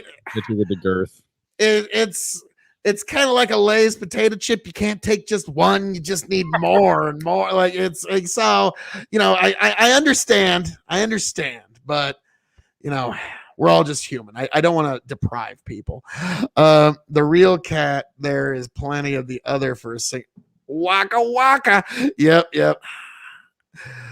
Open border policy to the K.O.E. Nation, yet he has the muscle to his right. Yeah. Yeah. Right there. But yeah, no, in the K.O.E Nation, all are welcome, so long as you're cool and chill about it. And so we'll figure out what that means when the court of K.O.E, the supremest court of all, has to convene a case in the future. We're not there yet, folks. So, damn, yes, Dr. Phil. I've been called Dr. Phil several times. Now, Oprah, let's take a moment to contrast this person's tremendous pain and suffering with my tremendous success. That's what I see every time I see Dr. Phil. Like, boy, your life sure sucks shit right now, don't it? Now look at my $7,000 suit. Look at my watch. It costs more than you make in 6 months. Yes. Tell me all about it. Like, yeah, that's every time I see Dr. Phil, it's just. I forget, there was a show that I used to listen to, and it was in one of the intros, like the music was Dr. Phil telling someone he was going to punch him right in the mouth. It was quite funny. Like, that's got to be a weird, like, now let me tell you something. I'm going to punch you in the mouth. Like, you right in the mouth, son. Punch me right in the mouth, son. Like, I think you want him. God, catch me outside. Like, yeah, the catch me outside girl. Like, oh God. Hear that, aliens? You're welcome to chat with us. Yes. Actually, this is my favorite of all time, like, immigration joke. It was from, I think it was either Coneheads 1 or Coneheads 2, the Conehead movie. Oh, I love that movie. And the guy, he like puts electronics in his mouth, spits them out, and they're completely fixed. And his boss needs paperwork and he goes, I am sorry. I do not have paperwork. I am an illegal alien. like, oh, damn it. That was too fucking funny. Like, yeah, that whole movie was great. Oh, let's see. And then I just love how they put Chris Farley as the love interest for the daughter. Right? Yeah. Because it's like, don't imagine why he doesn't like you as the love interest. Like, yeah, it's Chris Farley. Like, the one guy in Hollywood that figured out how to have both a weight and cocaine problem. Like, yeah, I can't imagine. Like, I want you for my daughter. Like, now, I do love the fact that some people do tell me that I am Rush Limbaugh and Chris Farley reincarnated into the same person. And I'm like, flattery will get you nowhere. Okay, that's a lie. Flattery will get you everywhere with me. It's fucking great. Where are all the aliens at? They're in the hollow earth. They're in the hollow earth right now. I just want to see you do. He's a maniac on the floor when he's getting, the Tommy Boy, when he's getting Rob Lowe is pouring gas on him. He's a maniac on the floor, and dancing like I never danced before. You eat lead paint chips when you were a kid? Why? What? Why? Tony the Rod. Ron White's bit about his cruise with Dr. Phil and his wife is one of my favorite Well, yeah, that is a pretty good one. It's like, so then I start drinking famous grouse. And I was telling Dr. Phil's like, well, hell, he's just going down like spring water. Well, why not just drink spring water, Ron? Fuck, I don't know. I ain't no doctor.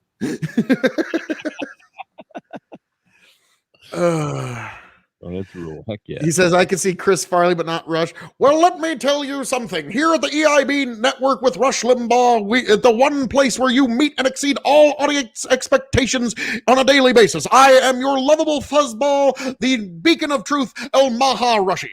Yes. I listened to him once or twice. I give up. Small keyboard, big hands. Well, hey, what are you gonna do? Not a big deal. I suck at spelling sometimes too. Speaking of Farley, I saw a rag sheet where Chris died of coke. He was trying, but a race car driver hit a wall and he died doing what he loved. Well, yeah, like technically Chris died doing what he loved too. And like it's this is a Doug Stanhope bit, but it does tie in where he talks about how Mitch Hedberg died of an overdose. He's like, and he loved every fucking second of his life. Well, okay, maybe except that last minute where that probably wasn't as pleasant. But up until then, he loved every fucking second of his life. Okay, so yeah, that's Doug truly like goes out of his way to be disturbed. Yeah. Times. Oh my god, it's not sometimes. A lot. Yeah, like most of the time. Yeah. Let's see. In a real world, it would have said Chris died doing what he Yeah. loved. Yeah. Yeah. God, no. I'll never forget. There was one of the first tabloid sites. I'm not even going to say what it is, but I'm sure you've heard it before. We've all probably been there once or twice, but it's the place that's got all the terrible pictures, just absolutely rotten pictures everywhere. I'm sure you know where I'm talking about now. But it had the photo, like, and we saw this in high school. This is in the computer lab in high school, where it's got the forensic photos of when the police showed up for Chris Farley. Then, you know, he's all, and I'm just like, oh, really? And so, yeah, I love his movies, but there are times when I see, like, I think back to, you know, like, oh no. It's like, and Tony will remember this. We were watching an old, this will tie in. We were watching an old Monday Nitro and WCW Thunder, old WCW show. And one of the wrestlers, Buff Bagwell. We're watching a Buff Bagwell match, and he's all jacked up, and he's like looking good, and he's young, and he's like throwing people around. Then Tony hits pause. And he goes, "Do you know what Buff Bagwell is doing right now?" "No." Then he opens up another window, and it's a documentary. "Hi, my name's Buff Bagwell, and I'm a professional gigolo." He's now, and he's banging like this middle-aged chick, and like he's going down on her and everything. Like, oh no, Buff, say, like, and then Tony turns on the other match, and like, because we were there live watching that match, but way back in the day in the year 2000, and so like a part of me wanted to go back in time, just like, Buff, save your money. You don't know what's coming down. No, don't buy that new house. Save your money, Buff. Like, yeah, and yeah, those ring rats that you are fucking eschewing now, they'll be the best thing ever. And like, yeah, oh God. Good career change, I guess. Worse. You know, Chris Farley was really supposed to be Shrek, actually recorded a bunch of lines before Pat. I don't know if the timeline for that works. I think he died way before Shrek went into production, but I don't know. Maybe I'm wrong on that, but he would have been fucking awesome as Shrek. It would have been a completely different movie. Did you see the biography that they did for him? It was on like History Channel or something like that. But they talked to the woman that was with him in the last moments. Yeah, the young professional woman. Yeah. Yes, that's a very nice way of saying working girl, I believe. Yeah. So, but yeah, apparently, yeah, she thought he was like trying to assault him, but he was probably trying to like get help. Fuck, like she thought he just passed out from the 3 or 4 days that he was up partying. That's what she said. Okay, she's like, I just thought he finally crashed, like. So yeah, so I left. So if she had just checked on him and called 911, he might actually be alive. It was crazy. I was like, or at least turned his head. Jesus.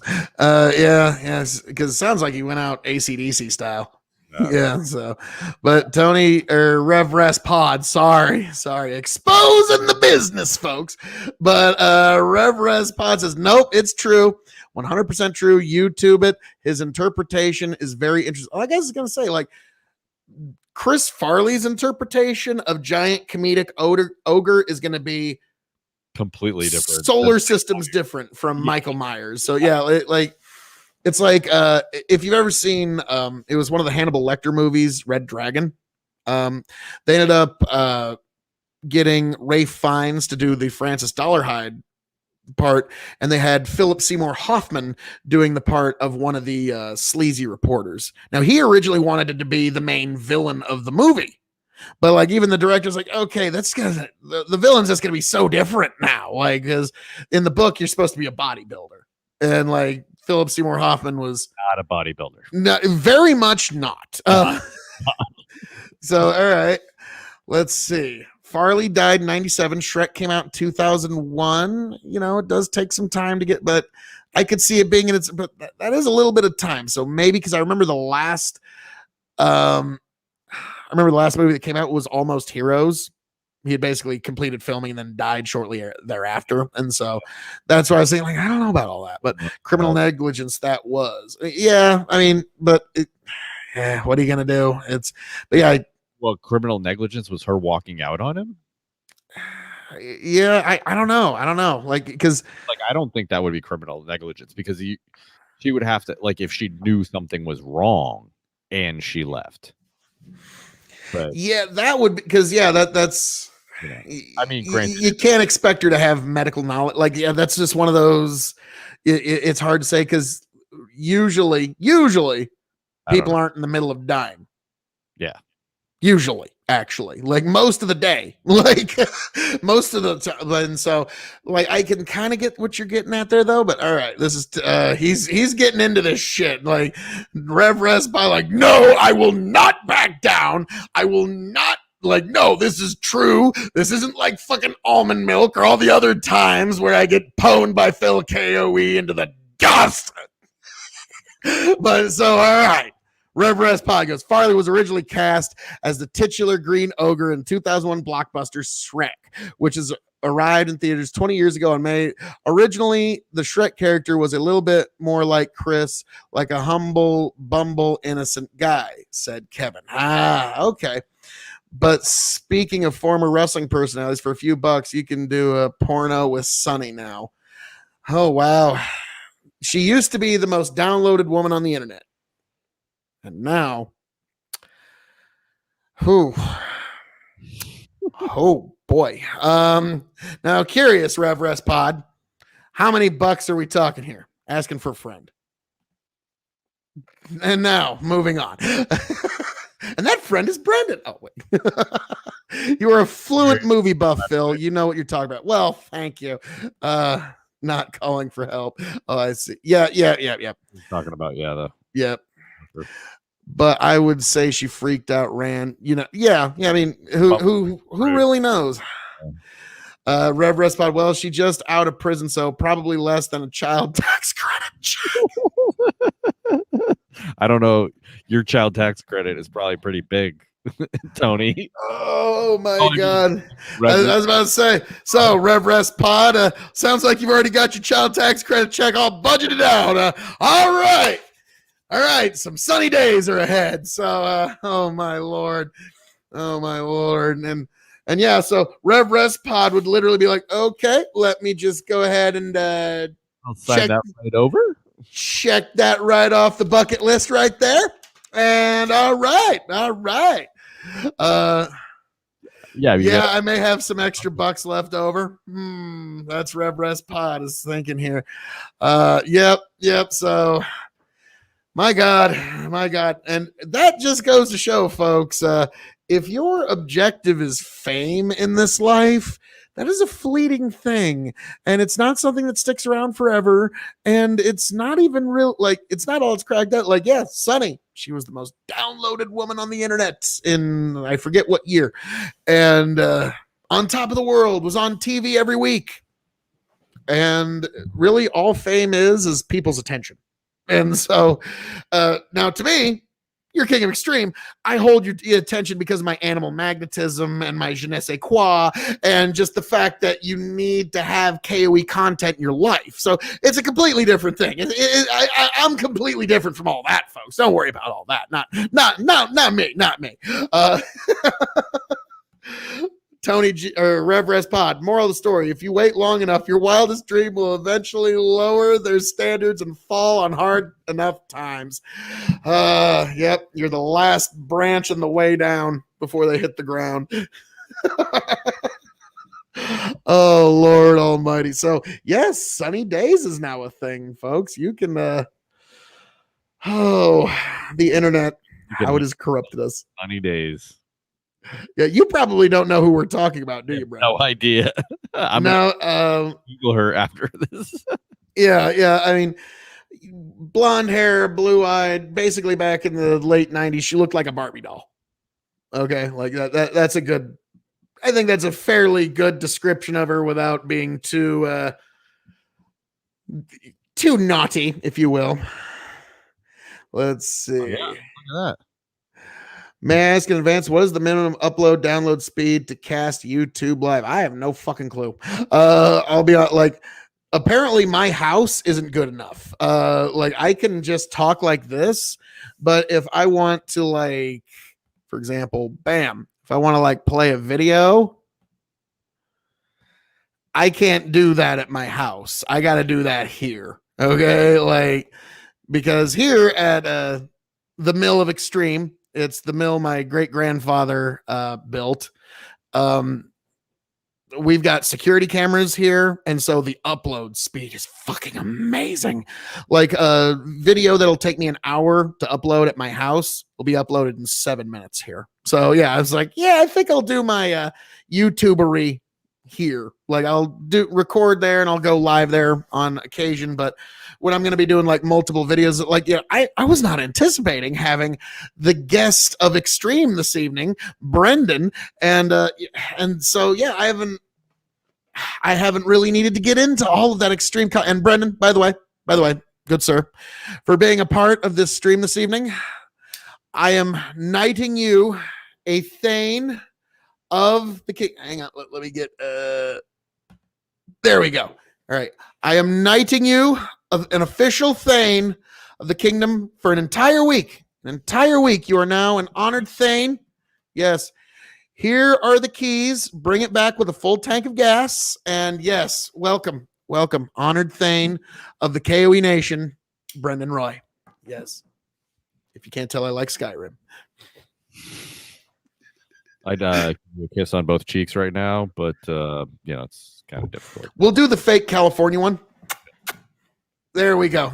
Like, yeah, I think that particular trend died in 2020. I think that was the death of the fake double kiss. Like, no, that's it. No.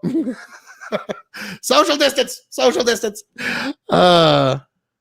Wow, that is ultra cool. A mill that your great grandfather built. Oh yeah. I guess you don't know my backstory. I'm a 5th generation farmer in Nebraska. I'm sitting on a field actually right now that my great grandfather homesteaded in the year 1900. So we've been farming here for 121 years. The mill was built by my great grandfather. And then my drying facility was built by my grandfather. My dad improved our soil in ways that I never thought possible. And now me and my brothers are working on a management system. So we're all just one generation at a time, improving. But yes, Pyramid 7. Yeah. Farming. What can I say? Brennan makes me feel fuzzy in my cockles, the cockles of the heart. I know. Yeah. Is the mill? Oh yeah. Mill's still operational. We can do soybeans, corn, fucking Milo, wheat, whatever the fuck.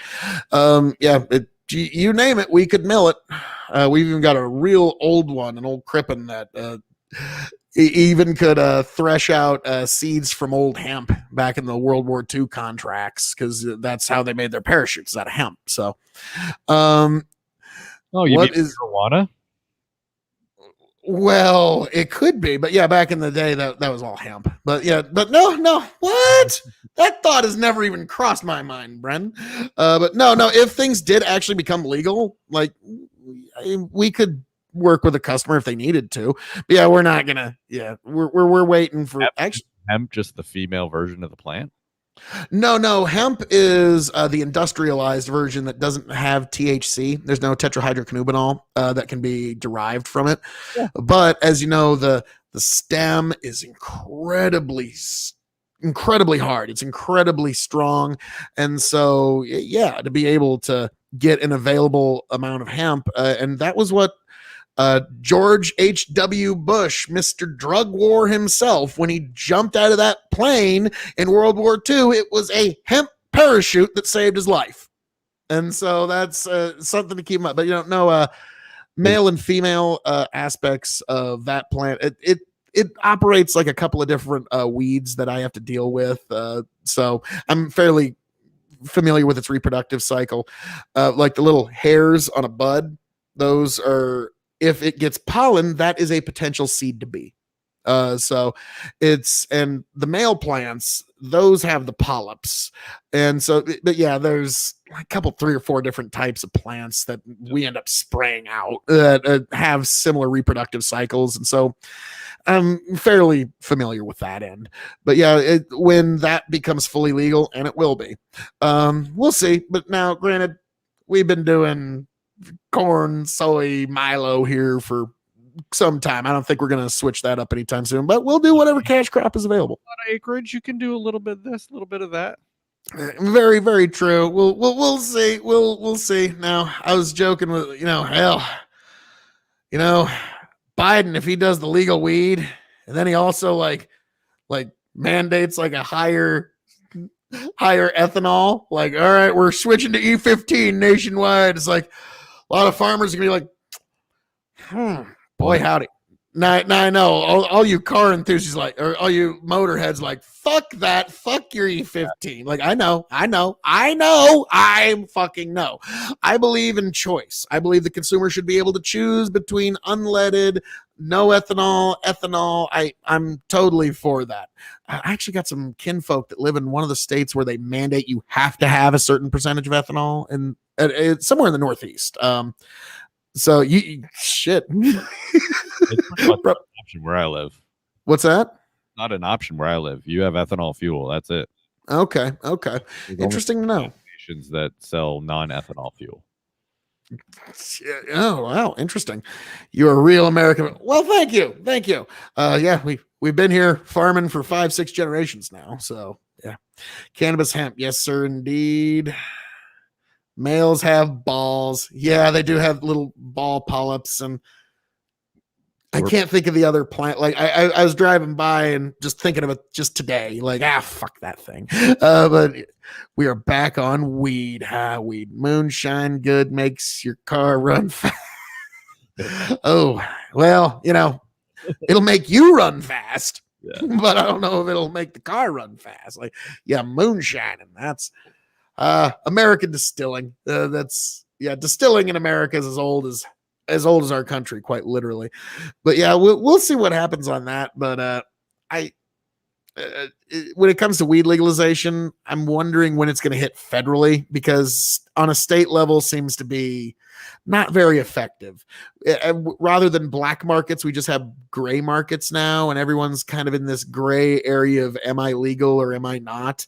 And it's also the Sons of Anarchy situation. If you've ever seen the show Sons of Anarchy, oh yeah, there's this kind of bullshit gray area where, okay, guys walking out of their weed shop with their weed that they just legally bought that's being taxed and whatever the fuck. They walk out. A couple of federal agents walk up to him like, hey, you're under arrest. Well, weed's legal in California. Oh, but it's not federally. Turn around, fuckface. And so, yeah, that's if the all-seeing eye of Sauron is upon you, and we all know what that means. When the government's all-seeing eye of Sauron is upon you, you're kind of fucked. If there's some Fed that just wants to make fucking with you their hobby, yeah, there's not a lot you can do about it. Yeah, I mean, the feds, though, care about thresholds. What I mean by thresholds is how much do you have? If you have a dime bag, they don't care. Yeah, well, have 3 ounces, they care. However, what can they get you on as far as to lead to something else? Yeah.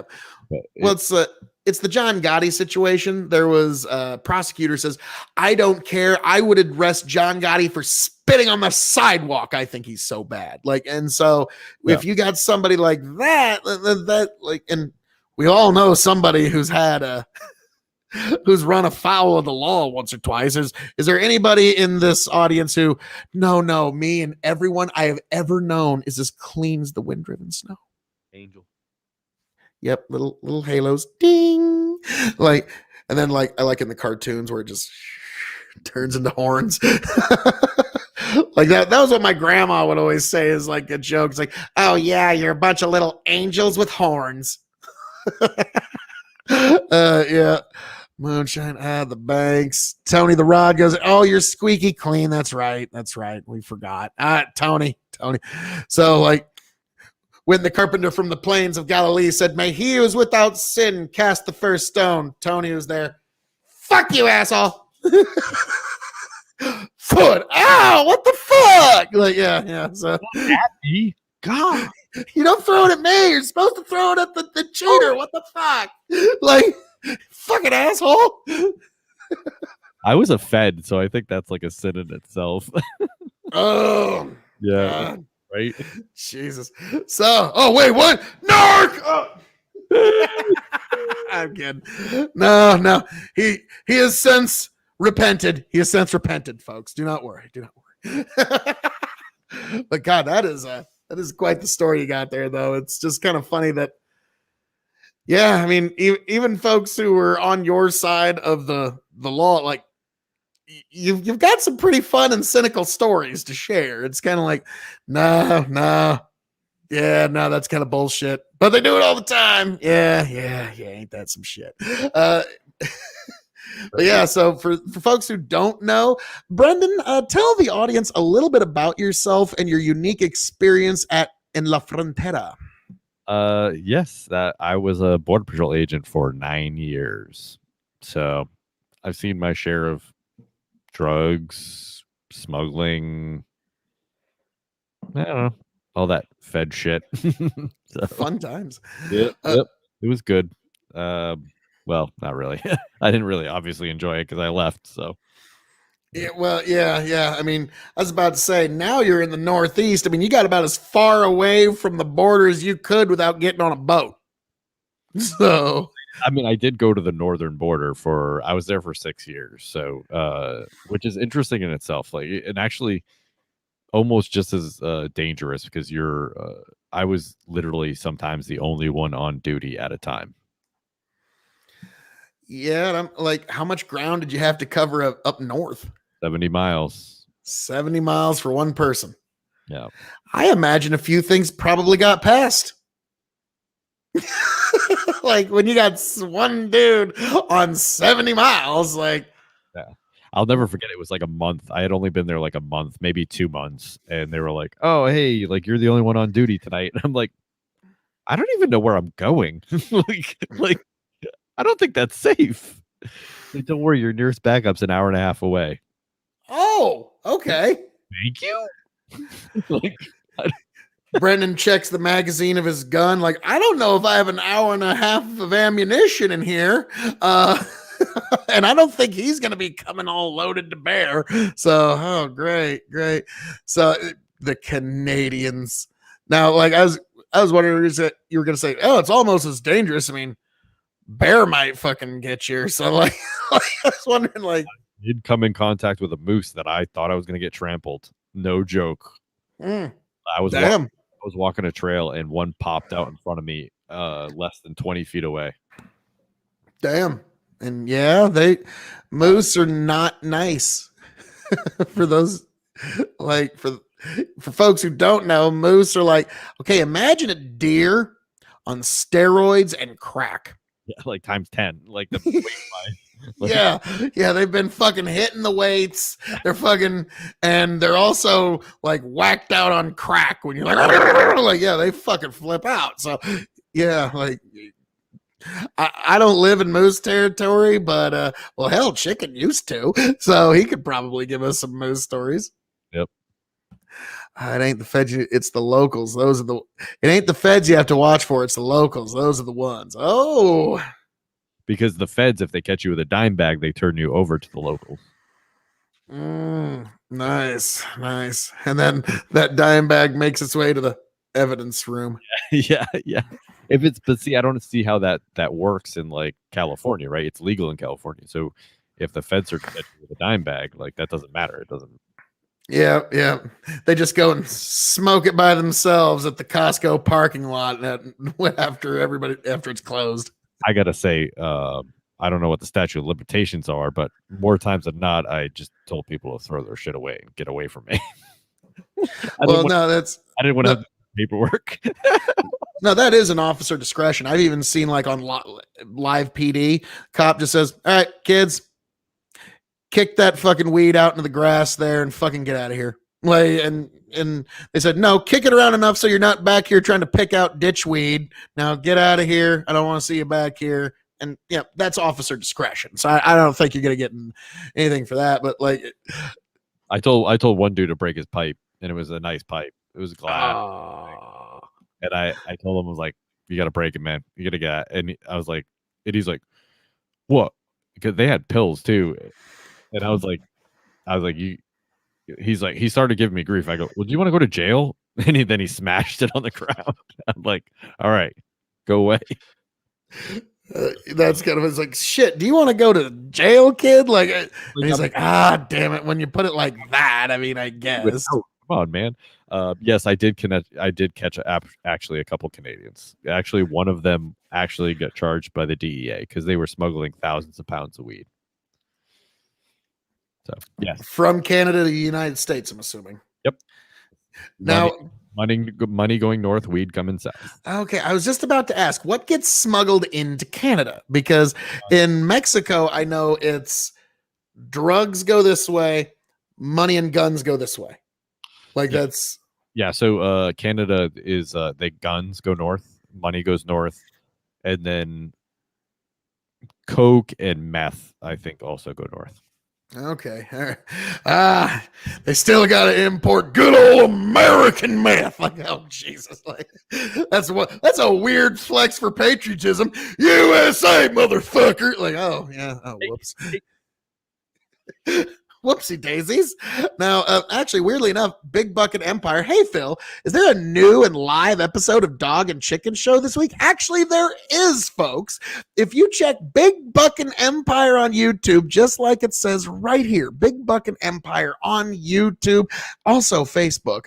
There's going to be a really good episode this week. We got all kinds of shit we're going to cover. We're going to get into a monologue. Phil's Your King of Extreme has a very special monologue for all of you. We're going to jump into the Trump lawsuit and the CPAC censorship of Donald Trump. We're also going to talk about the door-to-door Jacovid witnesses. We're going to get into that a little deeper. We're going to talk about Cuba and South Africa and how that shit all went to fuck real quick. And then we're going to end it with a talk about how at Nebraska, here in Nebraska, Lincoln, Nebraska, there was a Burger King that completely closed its doors. Everybody quit. The whole staff just quit. They put on the sign, we quit. Fuck you. And that was that. And so we're going to talk about all of that. Big Buckin' Empire on YouTube. Definitely check them out. Give them a like, a share, subscribe so you can see even more beautiful K.O.E content. And also, Brendan's not going to be able to make it this week, but I hear we might have you next week. So, yes, Big Buckin' Empire for all of your K.O.E content that you don't find here at K.O.E Nation. You know it's the right place to be, folks. But yes, of course, K.O.E Nation, YouTube, and Twitch. You got to like, share, subscribe, and follow. But yes, Big Buckin' Empire. We got us quite a good show planned this Thursday, folks. Pyramid. A damn deer about floored me the other night. Son of a bitch was doing at least 35, and if I would have hit him, it would have killed me. Ban deer. Hey, I've fucking hit some deer before, so yeah, trust you me. Yeah, I got no sympathy for fucking deer. Like all the deer I've hit were in Border Patrol vehicles. I bet. Yep. That make. God, and yeah, it just depends on the speed you hit them sons of bitches. Like it. But yeah, to me, the first time you see deer, it's like, oh, it's so beautiful. Look at it. And then the fourth time you hit a deer in 2.5 years, let me tell you, you get out and you start fucking cursing at that fucking deer while it's laying there like you fucking piece of shit fucking deer. Fuck you, you giant overgrown fucking rat with horns. Fuck you, you piece of, like, yeah, you fucking, like, I went off on that motherfucker. Like, it was. You Tiger King it. I'm never going to financially recover from this. I'm never going to financially recover from this. Like, yeah, it was, yeah, fuck. Now I do go out deer hunting. Like, I used to be like, oh, how could you ever shoot the poor innocent deer? And I'm like, fuck you. I'm going to eat your back straps tonight, fucker. And yeah, and this is, I got people that I care about that drive these roads. If I need to thin this herd out a little bit, Coke goes way north. Waka waka. Yeah. Now you talking about the polar bears holding the Coke? Totally. They say Putin loves it. Allegedly. Don't radiation poison us, Putin, please. Allegedly. Remember that movie, The Great White North? You know the call. God, I don't remember that one. I don't remember that. Yeah. No, one of my favorite movies. My grandma had me watch this when I was a kid. It was called The Baron, and it was about this white kid who had to go live up with the like I don't know how I forget the plot twist that he basically landed in an Eskimo community or an Inuit community, and he had to survive the winter amongst them in this barren wasteland. And so it was a really good movie. And so when you talk about that, that's the first thing that comes to my mind is The Baron. He about hit me running through my yard. Oh, Jesus Christ. Well, that's a different issue entirely. A deer just running at your ass. Like, okay, fuck you a little bit, deer. That's more on the deer than it is on you. Like, what the hell? Running at a human. But yeah, you see some pretty weird shit when you're now. I gotta tell you, deer hunting story. I've had one deer that has escaped me for 4 fucking years now. Okay. Every year I go out to hunt, and every time, like there was one year, I kid you not, I was like, shit, I don't have my lighter in my deer stand. So I'll just run back down to my truck, get my lighter, get back up. On my way back, there he is, right fucking there. Waiting for you. Just standing like 20 yards away from me. I had left my rifle up in the stand because I figured it's a fucking 70-yard run. Okay.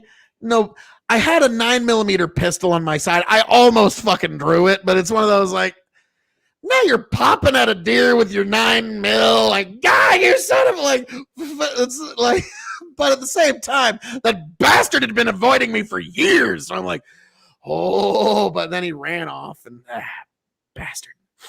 But yeah, it's funny. Like 4 years ago, I got this huge 10-pointer, giant 10-point deer.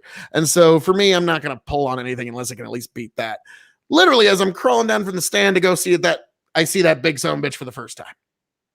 Next year, I see him, the situation I just described to you. The year after, I finally like got my rifle out. I look over to my left. There he is, and he's gone fucking 8 seconds later. Like, motherfucking get the son of a like. So yeah. There's just this one deer that like I've been pursuing for a little too long. Actually, with that rifle right there, Schmidt Rubin 75x55 Swiss, 1911. I got that big 10-pointer son of a bitch with iron sights too. So I was awful proud of myself. Very impressed. So yeah, now granted, the son of a bitch like walked like 70 yards away from my fucking stand. I was looking one other direction. I look over like, holy fucking shnikes, holy Jesus. And so yeah, had some good meat for a good while there, sir. All right, I got to bail. Hey, Brandon, before you go, give the people one last marvelous shout out to all the voodoo that you do so well. Well, first of all, if you haven't liked and followed and subscribed to the K.O.E. Nation, what are you even doing here? True. My God, you philosopher king. Jeez. All right. But hey, when you're done here, come check out Dad's Worldwide. We're on all the podcasts, channels. Anywhere. If you get to one and you find out that we're not there, you tell me because I want to be there. All right. And we're really just a couple of dads having a great time interviewing cool people. Come check us out and let us know what you think. God bless, Brendan. Bill K.O.E. I appreciate your time, sir. Thank you for being here. Appreciate yours, sir. Check this guy out, folks. There we go. Have a great night, everybody. Later, Brendan. Bye. Hey, and then there was one. So, yep, that's Brennan. He's a great guy. He's a great fucking guy. Now, folks, now that I got you here, there's something I want to show you. Pyramid, Great White North, Bob. Oh, God bless. Have a great night, brother. Now, there's something I want to show you, folks. All right. If you look up Dad's Worldwide on YouTube, but yeah, I'll while this video plays, I'll put his channel link in the chat for you. Don't worry about that. But this is a video I wanted to show you folks. As many of you probably know, my 8-year-old nephew is battling pediatric cancer. He just concluded proton radiation therapy, and he's now back at home. And precocious kid, he's fighting like hell. our town had the county fair over the weekend, and there was the big demolition derby. And a very good friend of mine that I went to high school with, he put the hashtag Oliver Strong on the side of his derby car, and he was dedicating this derby match to my nephew Oliver. And he's just a little gearhead. He's just a great kid. He knows about tractors and implements. He knew more about it than I ever did. And this was the demolition derby. This is the demolition derby that was dedicated to him. And I just wanted to show this to you folks. And while this is playing, I'm going to get that link for Dads Worldwide and many other things in the chat for all you beautiful people. But this was the Oliver Strong Derby night, folks. And to Buddha, Nick, thank you. I'm in your debt, sir.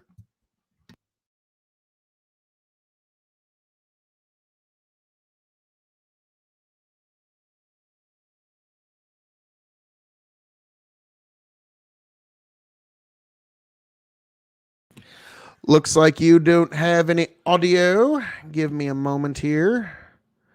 Share. Give me one moment. There we go. Hang on. You do not have the audio, and that is an essential. So that, well, thank you. Thank you.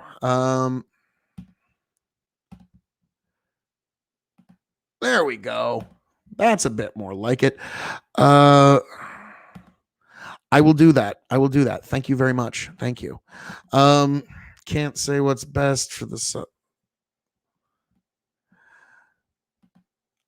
blessing to your nephew. Can't say what's best because of the supplements. Yeah, that's so weird that we have to like speak codedly to just talk about like that kind of stuff. But thank you. Thank you. Blessings to you too. Blessings to you. Thank you. Thank you. God bless you. God bless you, Pyramid 7. But yeah, normally I don't go to the demolition derby, but because it was for my nephew, you bet your ass I was going to that.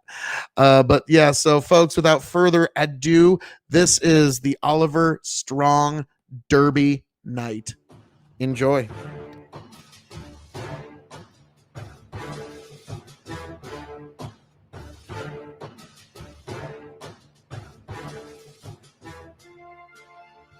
Green or gold stock. Class. Card number 35, Greg Greenwald. Card number 65, Paul Northboard. Card number 185, Trenton Lamar. Woo! Oliver Strong! Woo! Yeah! Card number 6, Colton Saga. Card number 22, Garrett Paper. Card number 20, Dylan Runda. Card number 18,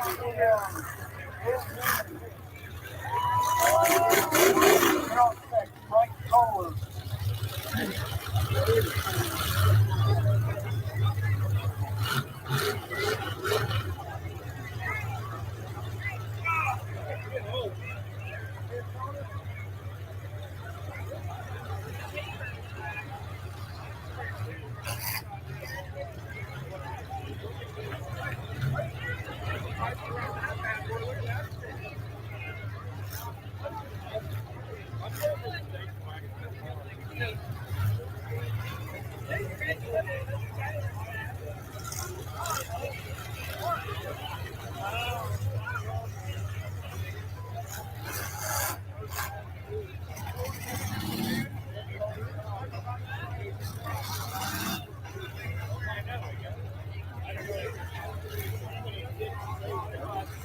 We got some cars here. 39.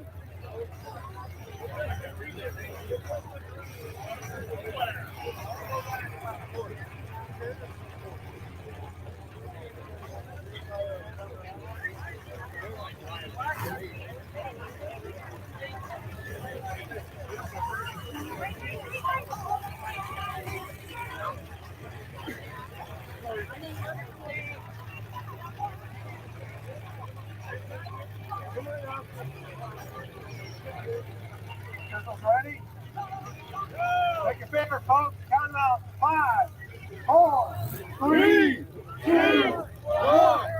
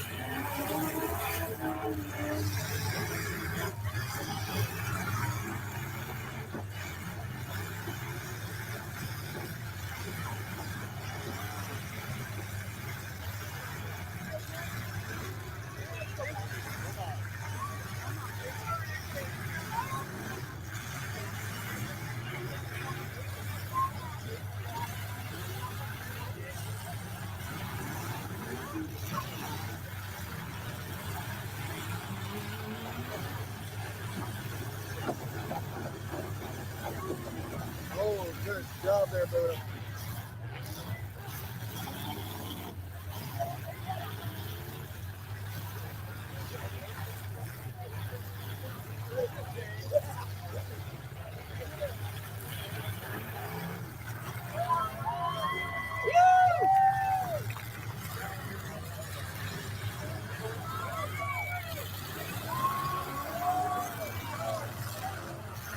Come on!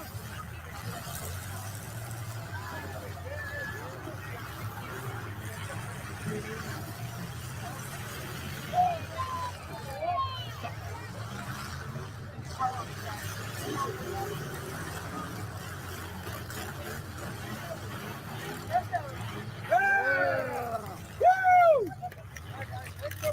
Maybe. There you go!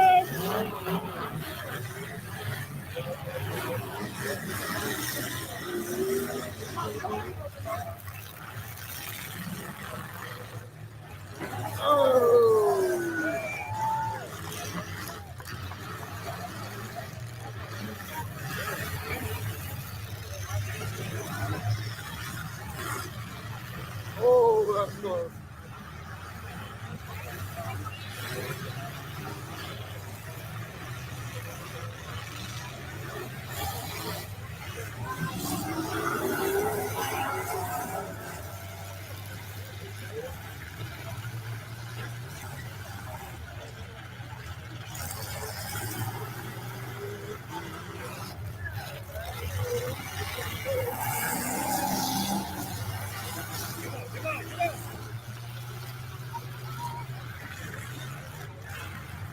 There you go. Come on, baby. Oh. Oh. Yeah. Yeah.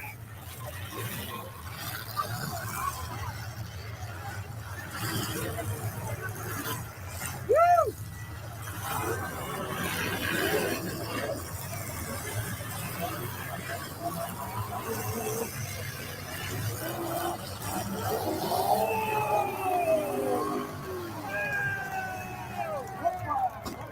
Woo. Oh, dear.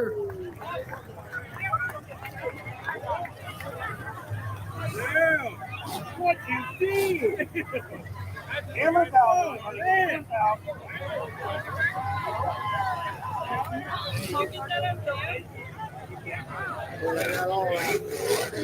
Right.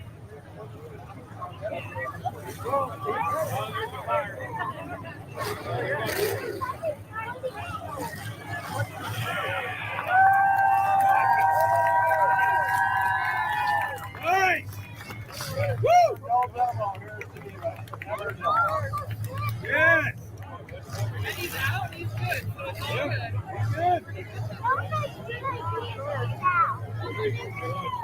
Good.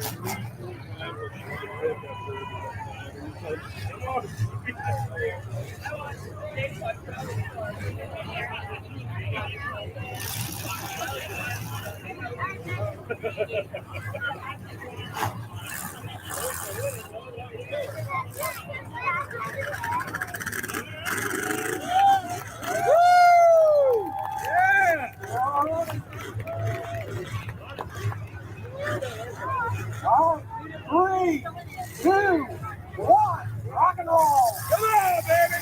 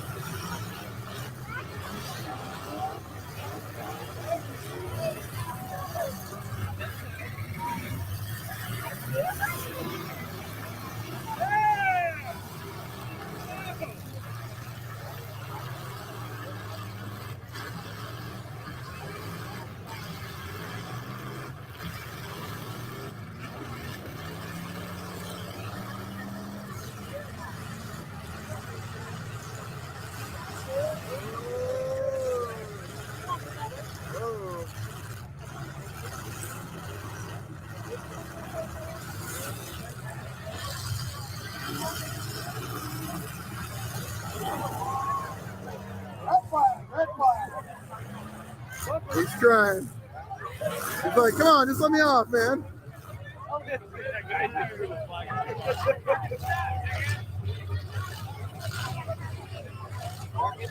Yeah. What about that? I was about to say. Over the radiator. Yeah, I bet those are just all kinds of chili. All right, 3, 2, 1. Yeah. Come on, man. Oh, that dead. Push it up a little more. Come on, Buddha. Yeah! Go!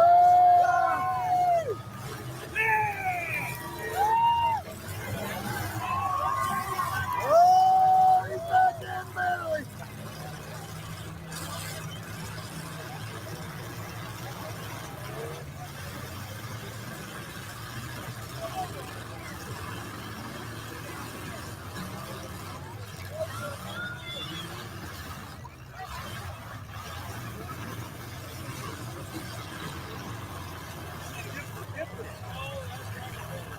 There you go.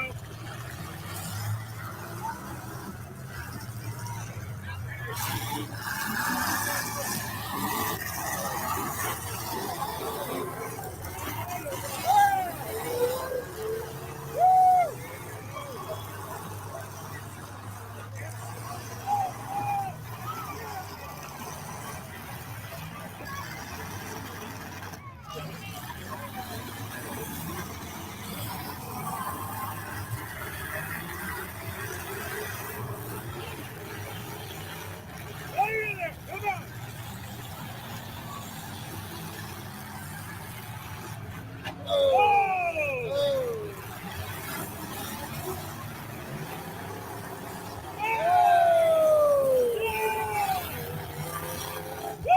Get some.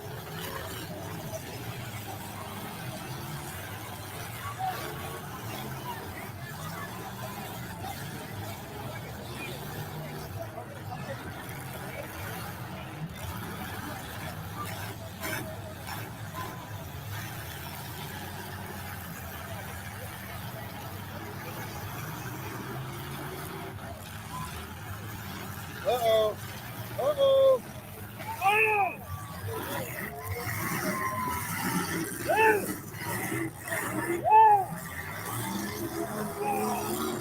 Oh, that was devastating.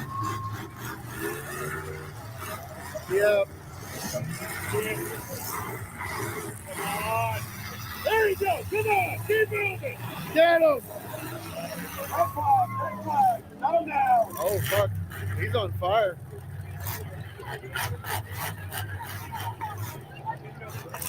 Or no, tire.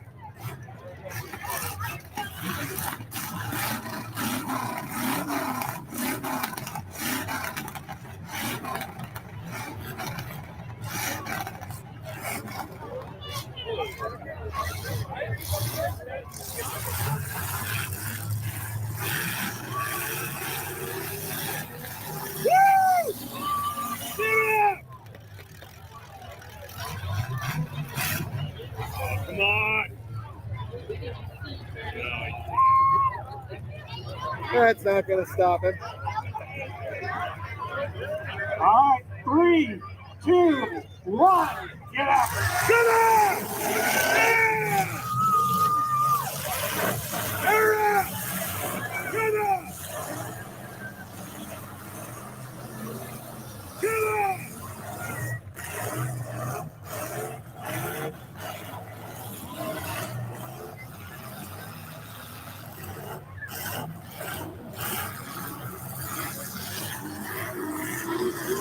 Hang in there!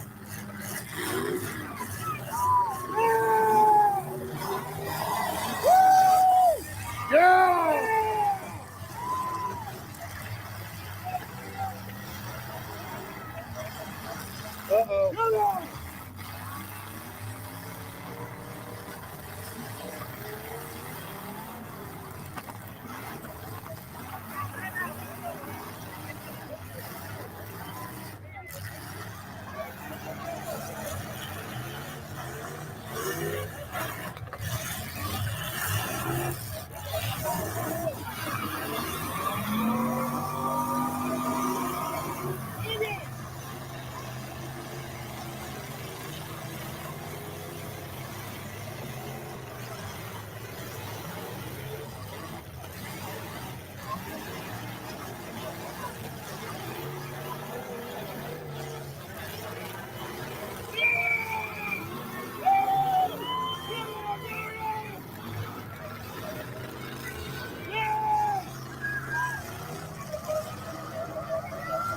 Come on!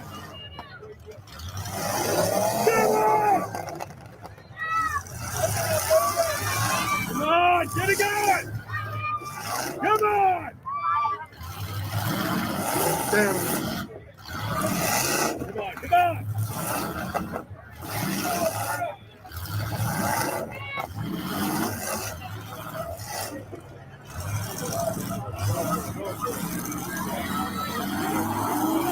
People, come on, Barrett!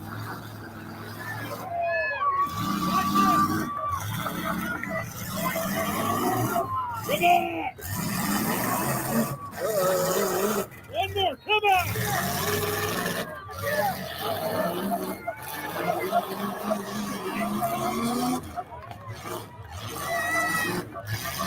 Come on, get it going!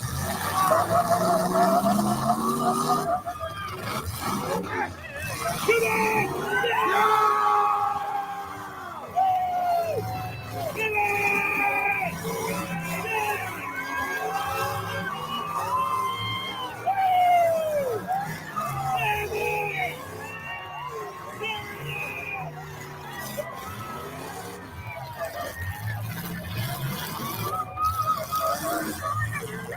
Yeah!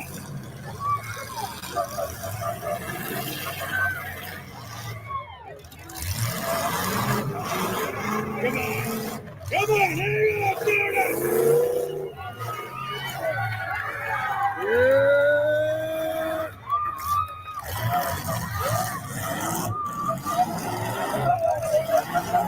Come on! Come on!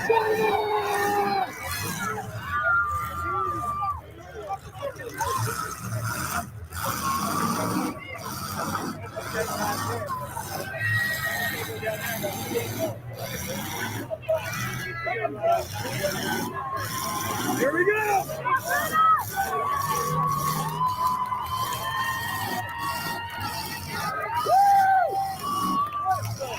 Come on! Come here, Paul! Let's go!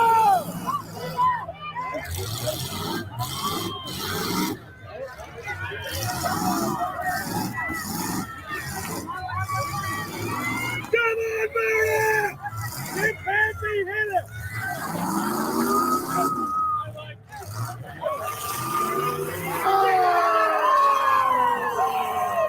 Oh, boy! Come on, baby! Finish it! Finish it! Come on!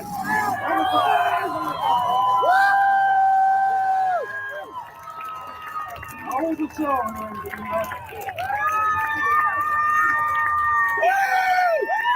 That one side.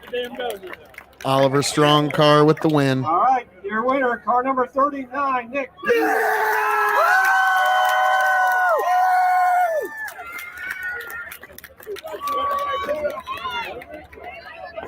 Yeah!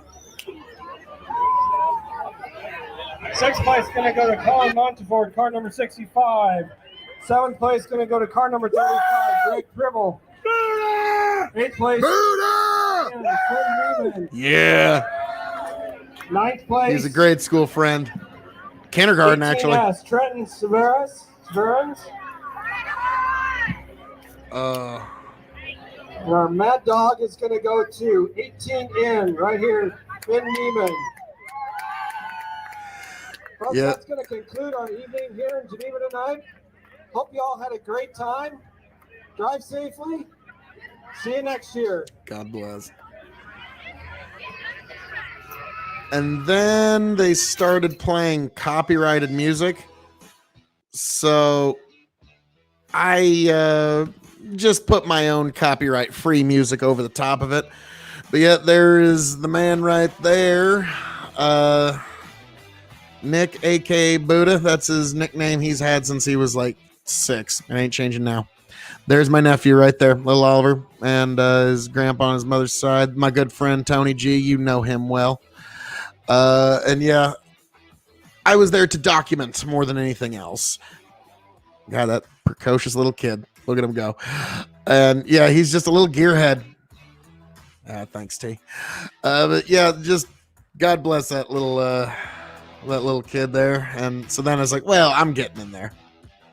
Get a couple of good shots, jump down. It's like, owie, that hurt my ankle. And there he is, Le Champion with my little guy, Oliver. God bless the little guy. And yeah, there he is back from therapy, and just that's his grandpa. I'm shaking hands because fucking A, we're all just so happy. We're thrilled. I don't remember who that was, but yep. And so car is still steaming and folks are coming up, and normally they don't allow people onto the tracks like this, but this is a special occasion. Okay, this is more than a little special here, but because as you can see there on the side, it's the Oliver Strong hashtag Oliver Strong car.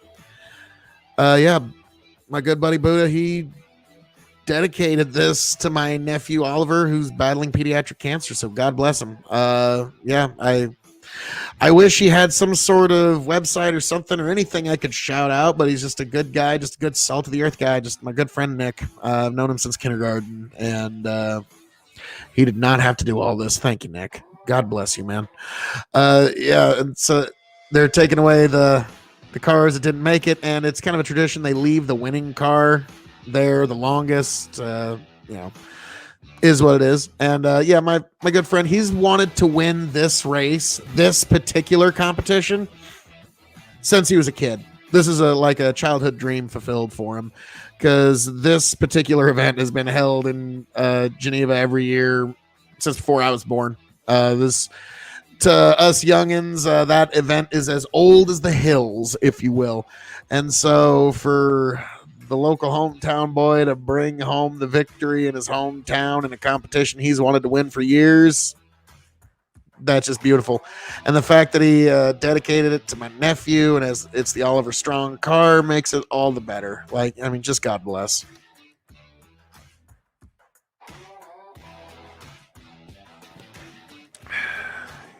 Yep. Oliver Strong. And yeah, he's doing great too.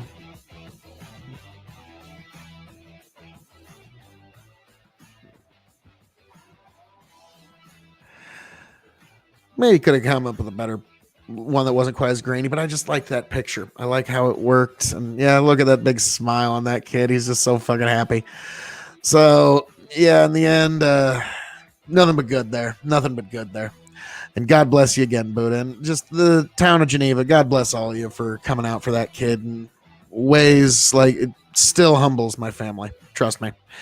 And And because I don't know how else to start and end videos like that, I just throw my normal KOE Nation on there. Like I don't know, like I've got an intro and outro for my poetry videos that I start to use now, but even then I'm not quite like, I don't think it would be quite apropos for something like that. So I just go with the standard KOE Nation. God bless America. But yes, that was the Oliver Strong Derby night. God bless all you at Geneva, Nebraska. Good salt of the earth people, every last one of you. So yes, I kind of had to share that with you folks, and just something that was prescient on my mind, if you will. I just went to go see that last night, and it was just a great time. But I'll say one last time, hashtag Oliver Strong. In fact,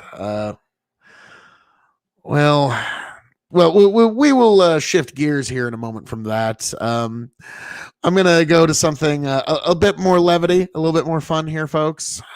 Your King of Extreme has been accused of something truly, truly reprehensible. And this is an accusation that I needed to meet head on. This is, I know we had to go from such happiness, but we now have to shift here, folks.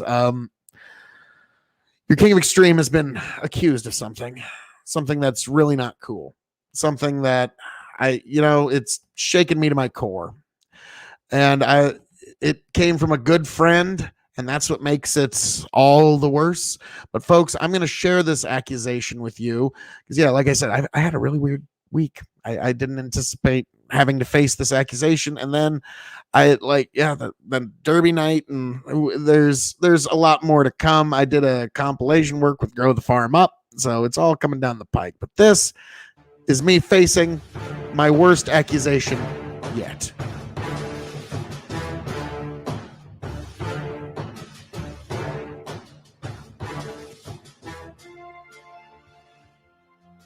Welcome, one and all, to the K.O.E. Nation. Today, I answer an accusation, a grave accusation, one of the most terrible accusations that has ever been levied against your King of Extreme. In the history of the K.O.E. Nation on YouTube and Twitch, this is the most vile, reprehensible, unforgivable possible accusation. And your King of Extreme meets it head on. Without further ado, let's take a look at this despicable accusation and see what your thoughts are, folks. Tony, you can turn off your phones. Let's be real. Want to. It sounds really nice. And it makes me feel cool. Makes me feel so hollow. Okay. Because you forgot to swallow? Yeah. Were you just singing Nickelback? I was about to say, yeah. I was waiting for somebody to catch that. Shit off. I was waiting for somebody to catch it. No, that's bullshit right there. All Fuck you, that's a good song. I don't give a shit. That makes Tony's blind like double. That's a good. I don't get it. Fuck you. That's a good song. Phil owned like the triple platinum goddamn album of Silver Side Up. Yes, you No, did. I Yeah, did you did. not. Yeah, you did. Fuck you. No, you no, don't no. No, I had a soundtrack that had that song on it. Oh no, motherfucker, No, I no. did not. No, I've You never owned Nickelback album ever. Nickelback Silver No. Side Up. Yes, you No. did. Yes, you You're thinking of did. somebody else. No, I'm not. Not me. I did. Phil, even Chicken can admit it. I've never Phil, owned that album. no. I owned a soundtrack with one Nickelback song on it. No. That was the one. We doing Texas? Yeah, we'll just stick to Hold 'em. Phil, god damn it, don't Would you like even. to cut? Yes. You owned Silver Side Up. I think that was her album. I think that was the name of it. Whatever it was. You owned it. Leader of Men. That's a good song. I don't give a Leader of shit. Men was actually a good Yeah, song. great song. Love that one. Mic drop. Stuff after Like, that. Yeah. The first Nickelback album is really underappreciated. Yeah. I did not own that fucking That's why album. Phil loved it and owned it, No. but won't admit to it now. No, I never owned that album. You're just, I'm you're just not. wrong on this, man. I No, never I'm owned not. That one. I'm not. Let us know in the comments what soundtracks that song actually appeared on, folks. Doesn't matter. You had the actual Nickelback. No, I album. didn't. Yes, you did. Never bought it, man. Sorry. You don't have to be sorry. The first time I ever heard that song was actually on an advertisement for a fucking soundtrack. So I was like, oh, wow, that's a pretty cool soundtrack. He gets more defensive about this than he does the football stuff. All right. Oh, well, this fucking matters, god damn it. The record must be set straight. Like, you're accusing me of Nickelback fanery, and you're not expecting any pushback. Well, we all. This is the look of an innocent man pushing back against being wrongfully accused, folks. We all expected more leader of men and less he other raises- stuff. This far. Turn him. You got the Oh, Two of them. Takes it. damn. Go ahead. Two of them. That sucked. Pocket Rockets. That's Yep. a hell of a hand. Yeah, it was. Would have been. All right, you're fucking I'll shuffle. still take it. I'll still take it. You're fucking shuffle.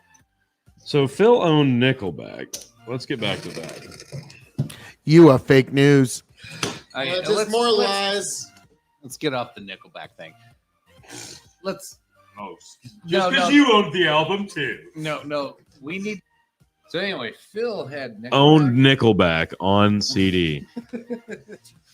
Do you need any not further just- proof of collusion? Not That's just how you know you made it in life, when people make up wild conspiracy theories about Okay, you. That's okay. how you Phil. know I you could made it. probably list multiple albums that you owned on CD. Let's get some real. Because Yeah, when you no. owned a CD, you fucking played that CD into the goddamn dirt.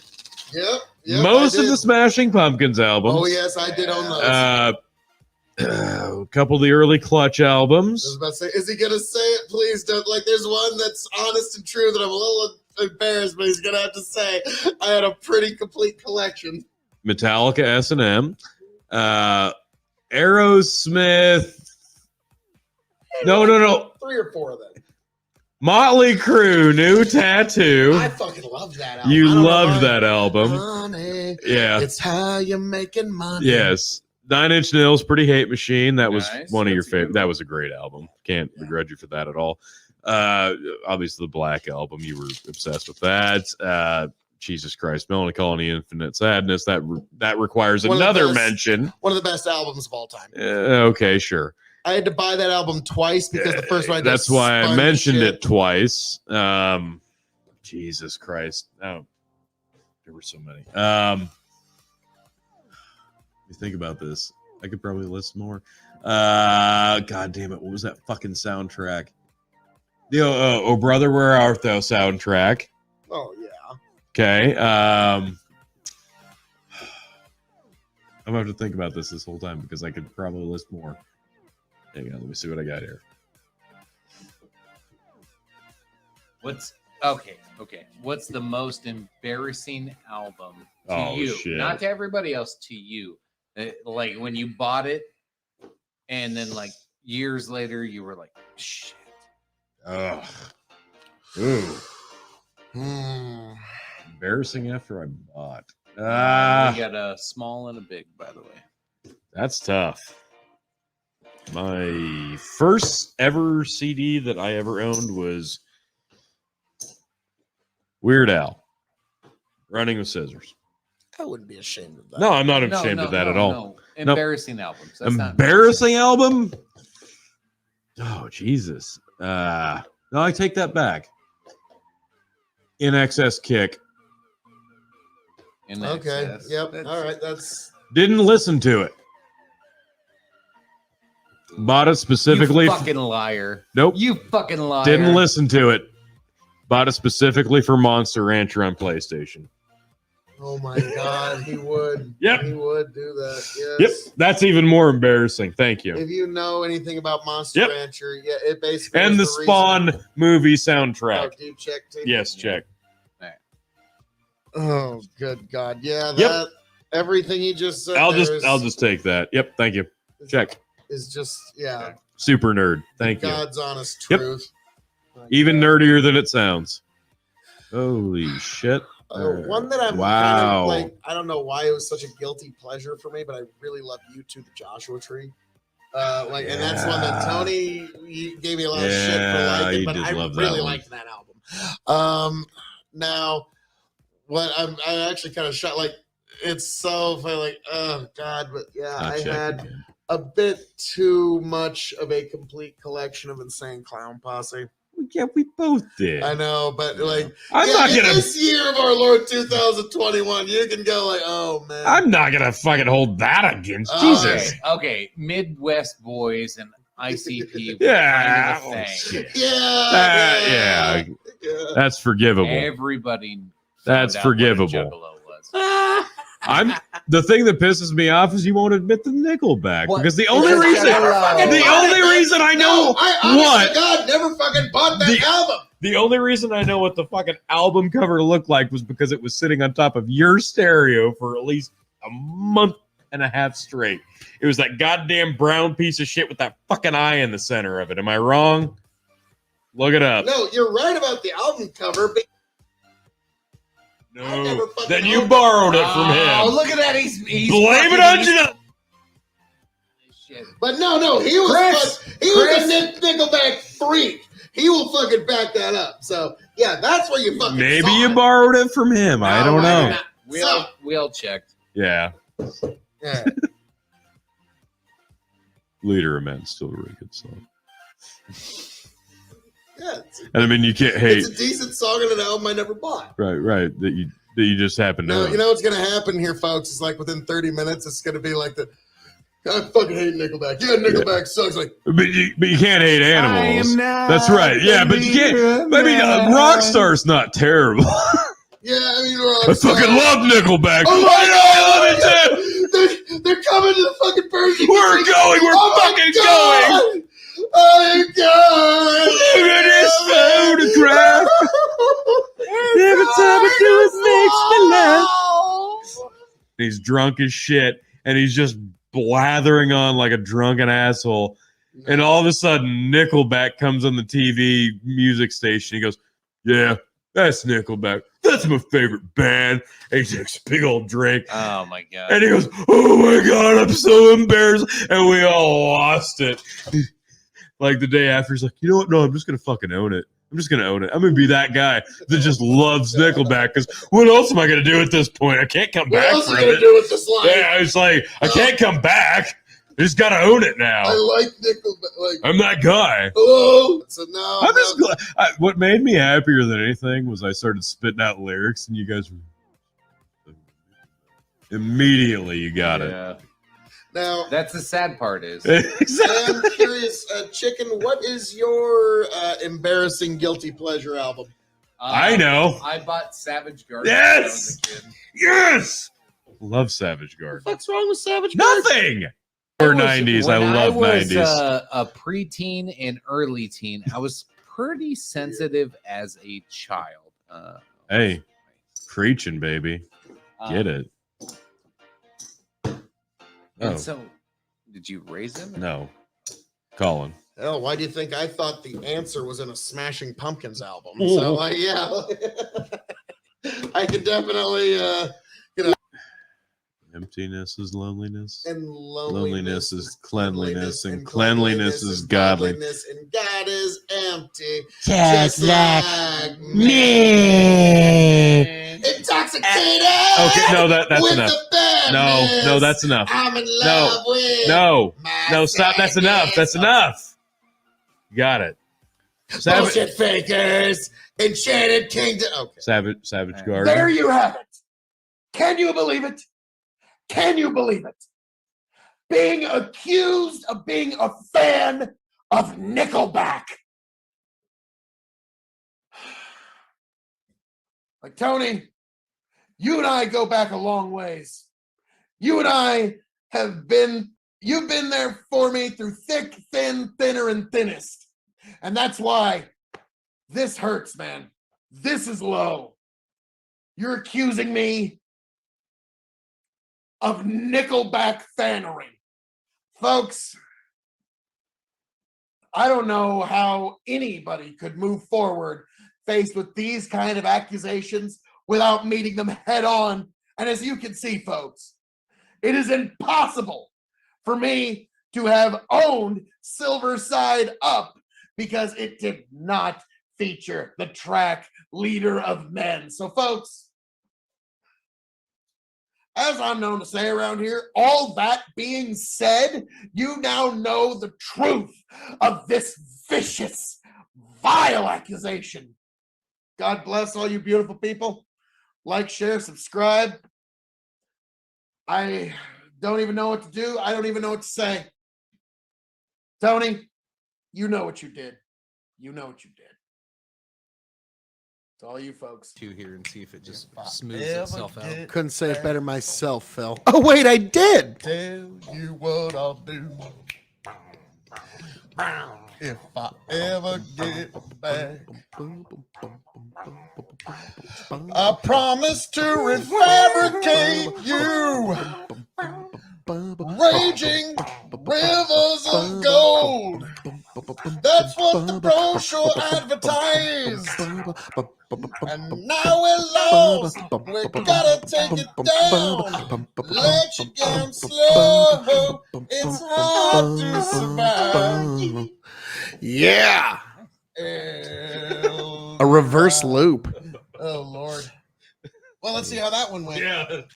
I actually had a roommate in college who had a loop pedal and he knew how to like do all that crazy like loop music shit. That was fun. That was fun. Yeah, so goodness gracious, I had to show that one off, folks. So yes, that is the most vile, vicious, just low down accusation that I have faced thus far, is being accused of Nickelback fanery. So this will have to be met head on this Thursday when me and Tony meet face to face, head to head for the first time. And it will be right here, folks. Big Buckin' Empire on YouTube this Thursday. You know it will be the place to be. It will be where Tony G will face the one and only Phil K.O.E. to get the comeuppance that is deserved by ye. And it will happen on Big Buckin' Empire on this Thursday Eve. Yes, God damn it, I'm good.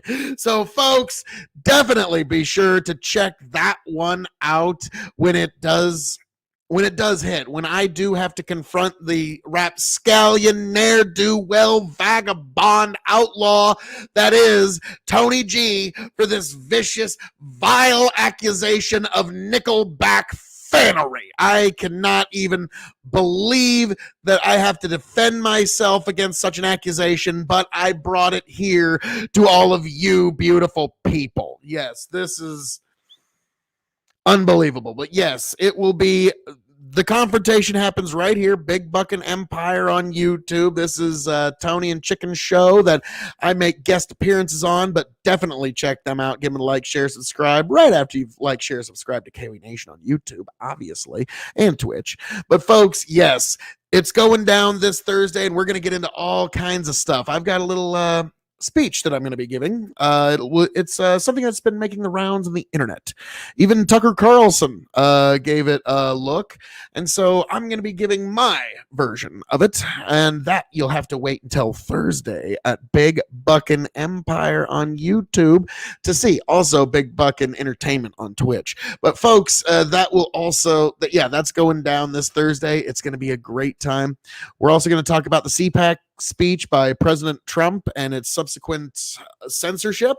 We're going to be talking about some local stories here in Nebraska. We've got a lot of ground to cover there on Thursday, on top of my confrontation with one rapscallion ne'er-do-well Tony G and his really just undeserving like we were talking earlier today, just when Brennan was on, about baseless accusations and just throwing them out to slander people and leaving grenades in their lives. And you just saw Tony G do exactly that, folks. This is the world we're living in. Is this the kind of world that you want to leave for the next generation? A world where people can be accused of being a fan of Nickelback? I don't think so, folks. I don't think that's a world you want to live in. That's not a world I want to live in. My God, folks. I mean, this is what freedom is for. This is what makes life beautiful, is not being accused of being a fan of Nickelback. And yet, here we are. Here we are. Can you believe it, folks?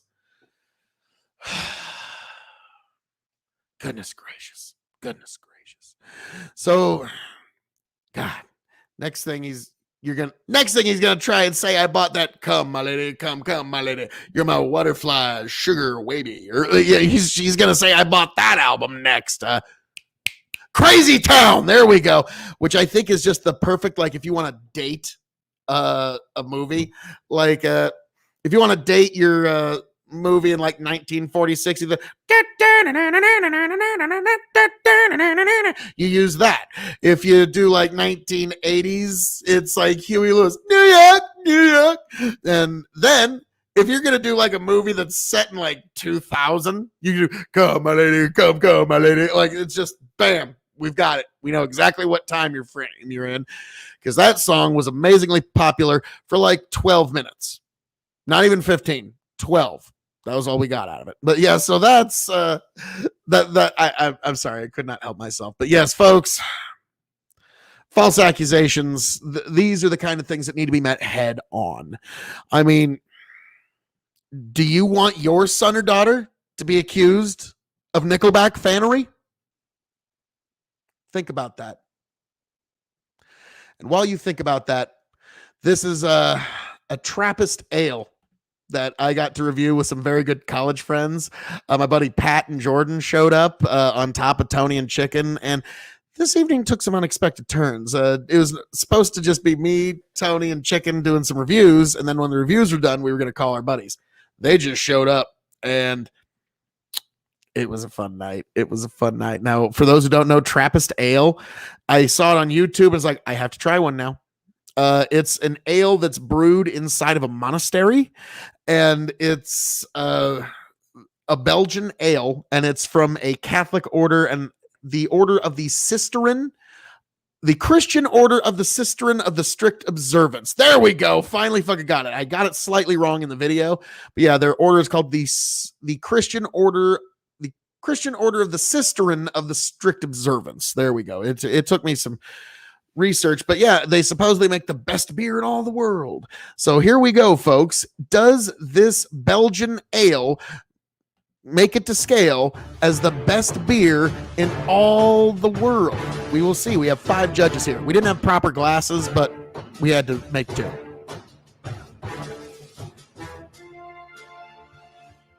Welcome, one and all, to the K.O.E. Nation for a very special beer review. Folks, I am joined by a wide, crazy cast of characters this evening. Some familiar, some new. I am joined by the one, the only, Tony G. Like, share, subscribe, folks. and the familiar. Very thirsty chicken. And also joined by a couple of new crazy cast of characters. We've got Jordan the Beard over here, and the truest WAP there ever was, Wet Ass Pat, right here to review this amazing Trappist ale. Yes, folks, it is Westmalle Trappist Double Ale. You know, I figured, why not? Why not? We hear it's the greatest beer in the world, and we are joined by the greatest cast of characters in the world right here at the K.O.E. Nation. Like, share, subscribe, and without further ado, folks, let's get right into it, Chicken. So, and also, Chicken's going to be giving me a little lesson here in apparently a few of you out there are a little upset that I'm not pouring beer quite to proper specifications. First problem, make sure you have the right glasses.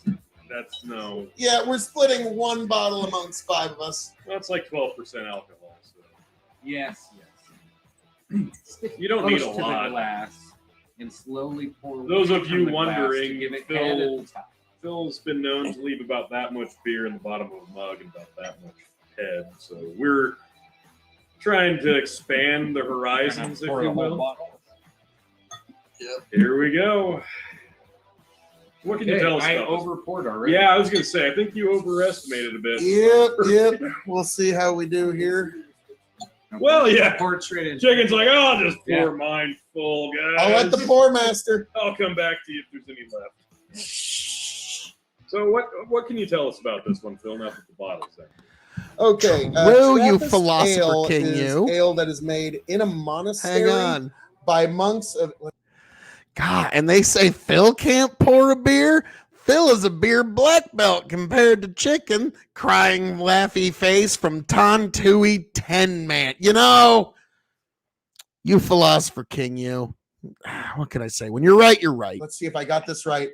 The Order of the Cisterns of the Strict Observance. And they're monks that historically could only eat one meal a day. And so they would brew these beers as kind of a way to augment their diet. Now, it's changed a bit since then, but Whereabouts is this? Belgium. So this is Belgium Okay. ale, and this is some of the most traditional Belgian ale. This is Westmalle Trappist Ale, let's get a good shot, a double. A double is actually, the reason I went with this one, this is the oldest unchanged recipe. The recipe for this ale has remained unchanged since 1850. Okay. So even the yeast is the exact same. And go ahead. In defense of the glass pouring, how heavy does that feel? Does it feel like a full beer or an empty beer? Feels like a champagne bottle. Well, yeah, it's got God. it's got that extra. Yeah, it is. Yeah. It's thick. So Well, it's a super heavy bottle. It's that Art Deco style Forgive of me. the 20s Forgive when me. they started really bottling this, and they've never really changed it. So Yeah. yes, so I've really been looking forward to trying this. I've been talking it up for a while. They say it's the finest beer in all the world. We shall be the judge of that. But gentlemen, glasses in. Cheers. Cheers, to all you beautiful people.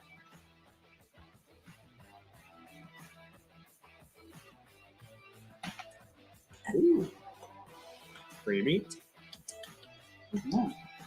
Ooh, it's dark, obviously. Go Mhm. figure, but it's got. Apparently, you weren't supposed to take it like a shot. Well, that's one way to go about it. Well, he likes it, folks. He likes it. So, this would go great with a steak. Mm-hmm. Prime rib. Mm-hmm. Prime rib steak. Prime rib. A bloody slab of meat. Rear. Mhm. Yes, I agree. No, Yeah, this pretty is- much any beef. fatty meat. Yeah. Fatty beef, especially. Oh my. Yeah, those of you in the Midwest, this isn't going to be a sitting around the campfire beer. No. This is This a dinner. this is sitting Dinner down beer. with friends discussing beer. Actually, I really like that. That's really nice. Little bitter, a little hoppy. For me, this isn't that hoppy, honestly. Not hoppy. Pretty smooth. Wow. I mean, considering there's some pretty substantial hops in here, the fact that you're not tasting it is actually pretty. It's like a Guinness almost. That was where my mind It's, went. and no, it's more like a Guinness black Yeah. lager type style. Yep. That's what I was All right. thinking. All right. So, all right, gentlemen. Definitely not Bush Light. No. Now we get to the very interesting portion of our show where we are going to grade on a 5-star scale. 5 meaning greatest thing you've ever had, half star, 0 stars meaning you can leave it behind. We're going to grade it as a beer and as an ale. And then we're going to ask, if you were to drink this beer, what kind of occasion would you want to drink it on? So, Tony, we'll start with you. As a beer on a 5-star scale, what do you put Westmalle Double Trappist Ale? I'm going to give this a 4. I like dark beers, and this one hits in all the right spots, and I really like it. Very smooth for the alcohol content.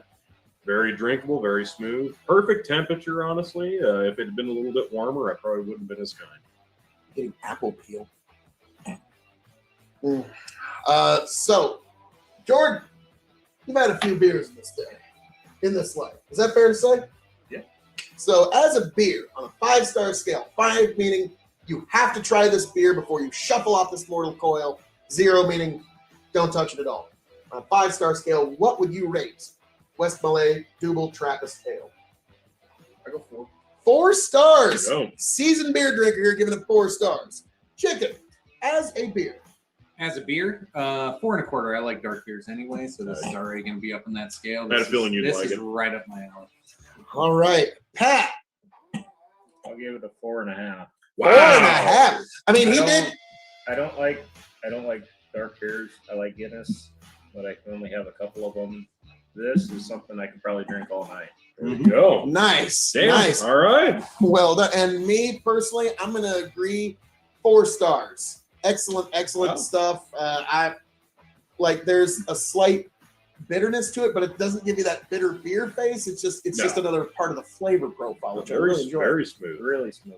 Yeah. Now, as an ale, so this is getting into a little bit slimmer world of sports here, but still quite a bit of beer in this world is ale. So, Tony, as an ale. I'll go 3.75 as an ale. When I'm thinking ale, I'm not specifically thinking dark beer. It's drinkable for sure as an ale, but your cost quantity is going to be a little bit more penny pinching. So yeah, 3.75. This is something you could drink all day, but in terms of ale, if you want to drink an ale all day, I don't know if we could afford to drink this one all day, folks. Very true. Very true. Jordan, as an ale. You're out of my realm. Okay. All right. Move on. I'm guessing he drinks mostly American Light Lager. So, all right. Or All right. Truly. We'll leave that one. Yes, to the ether. So, Jacob, as an ale, how would you like to rate this? So, few things with this. It's hard to get an ale this dark that tastes like a black lager. There you This go. is fantastic. Now, all the ale lovers out there are all IPA chasers. I'm going to tell you what. Miller High Life, supposedly the champagne of beers, bullshit. This is the champagne of beers. I give this as an ale. This is the best. I was surprised when you said ale and it tasted like that. 5-star ale. Bam! 5! That's gonna piss off a lot of IPA drinkers because and all what like are you your gonna do? hoppy weird stuff. This is fantastic. This is a sophisticated beer. This is worth it. I don't know how much it costs. $5 a bottle. I'd pay it. This is fucking great. Okay. Nice. Now, Pat, as an ale, a 5-star scale, how would you rate this, good sir? I'll go in between Tony and Chicken. I'll go with a 4. 4 stars as an ale. 4. We got that from Pat. So now the final question. You had a bottle of this. What occasion would you use it for? I'm drinking this at a nice steakhouse, a nice steakhouse. I'm going in, I'm getting a damn big steak. It's going to be a nice special occasion dinner, and this would be specifically what I want to drink with it. Jordan, if you had a bottle or two of this beer, what occasion would you drink this for? I was thirsty. Also a good reason. Not a bad answer if he's Also a good thirsty. reason. Chicken. This is definitely birthday, holiday, anniversary celebration. This is an everyday drinker. This is a damn today is a good day beer. There you go. And Pat. I'll go with Tony. At a good steakhouse, or if you're grilling prime rib at home, Oh, yeah. or grilling steaks at home, Yes. it would go perfectly with that. This would go good during the day. Having a glazed ham as dinner. Oh, yeah. Like this would be perfect. Like a Christmas dinner beer. Like before you- Thanksgiving. Yes. Special occasions where you're gonna have really good, rich foods. This would be a perfect pairing. Yes, So, nice. all right. So, Chicken's already said he might partake in this next time he sees it. It's not the easiest beer to get. They don't Right. report it all the time. Tony, $5 USD. Would you pick up Yeah. another bottle of this? Yeah, Okay. I'd grab a few bottles. This is really good. Jordan, $5 USD. Would you ever partake in Westmalle Double ever again? Absolutely. Nice. Pat? I'd buy a keg. All right. Nice. Spending And- cake, but all Yes, right. and me, It's a very expensive. I will keg. definitely good, be though. enjoying this Yep. particular ale. The next time I'm going to be having some very rich foods with good friends and family. But, folks, as I'm known to say around here, all that being said, Thank you for joining us for this very special review of Westmalle Double Trappist Ale. I am the devilishly handsome outlaw himself, your king of extreme, Phil K.O.E., signing off and handing it off to my indomitable broadcast partners. Jordan, thank you for being here. Pat, thanks for joining us. Tony, Chicken, take it away. As always, appreciate you. Love you. Cheers.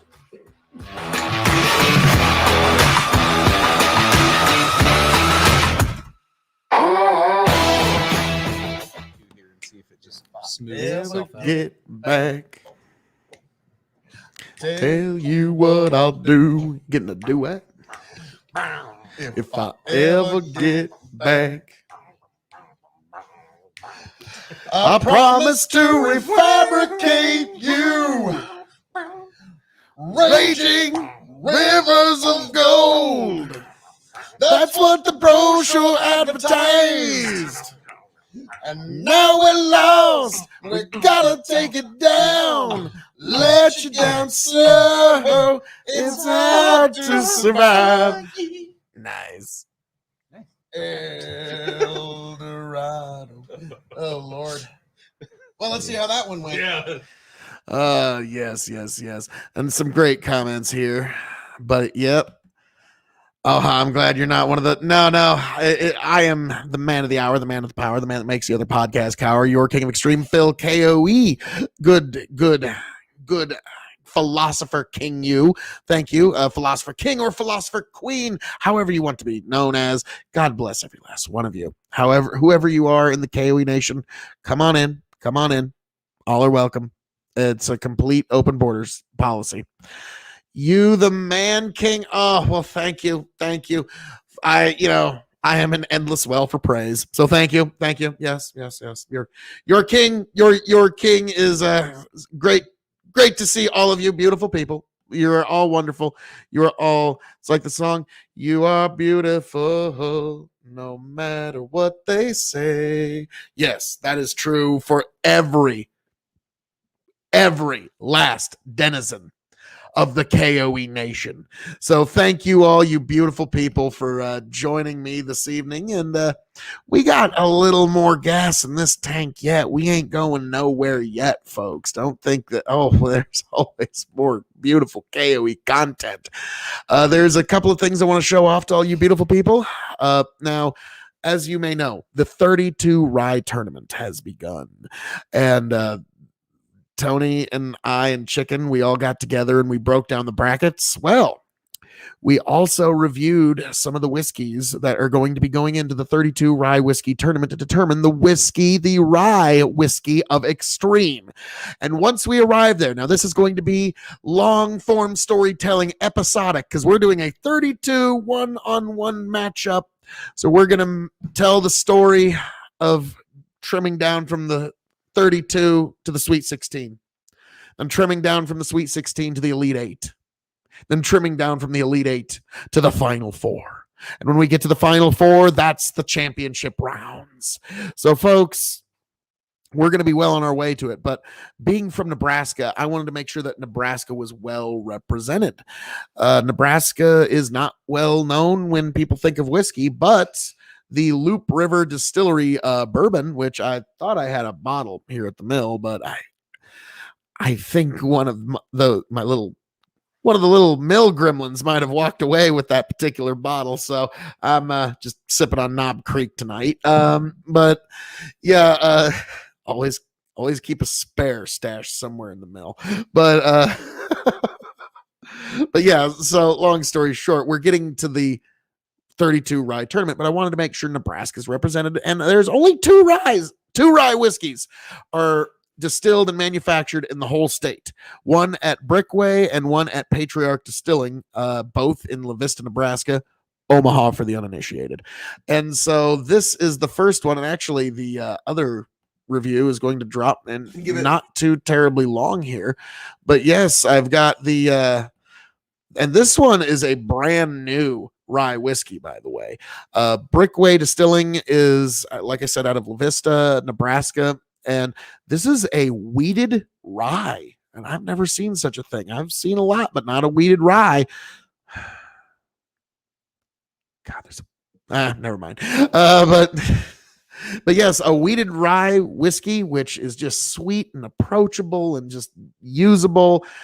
And I think this one could be a dark horse in the tournament. So I'm going to see what all y'all think about this Omaha, Nebraska native Brickway rye. And the guy that actually makes this is the guy that was responsible for making craft distilling legal in the state of Nebraska. So God bless him. Thank you. I mean, it's about time Nebraska's able to represent. What the hey? Why not?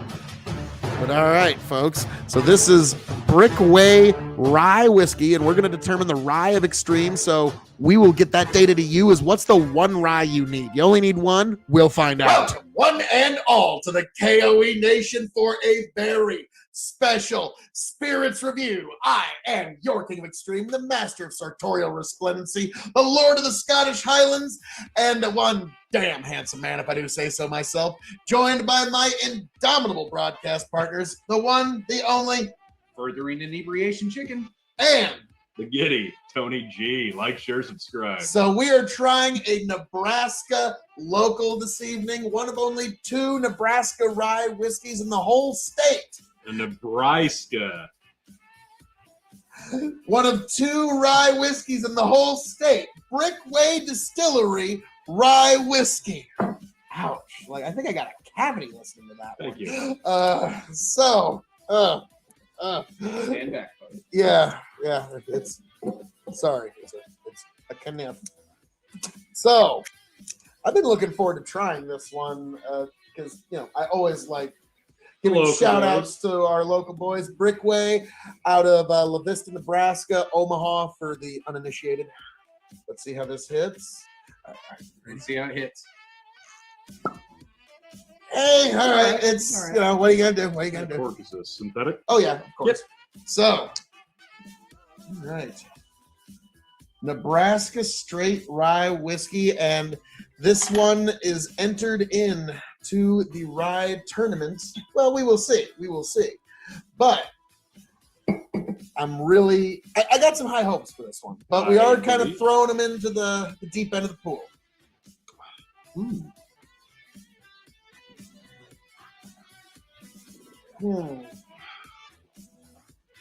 Definitely get grain and like a coffee. Yeah, there's.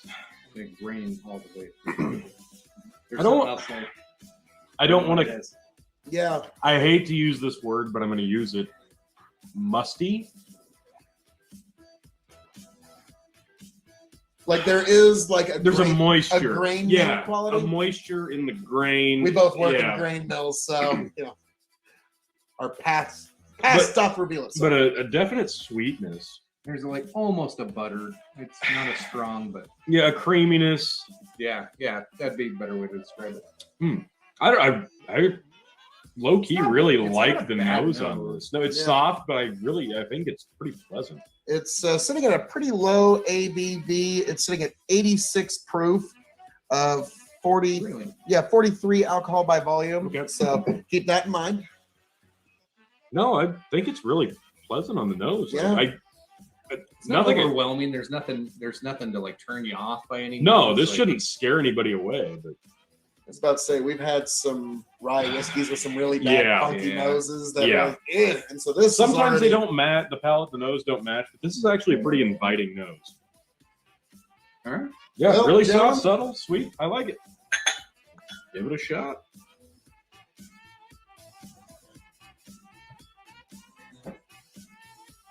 Sweet. There's a rye. A little bit of char. Kind of like that char. Mm-hmm. That oakiness there. The burn starts to fire up and then it breathe kind of the fire out of the dissipates. first drink.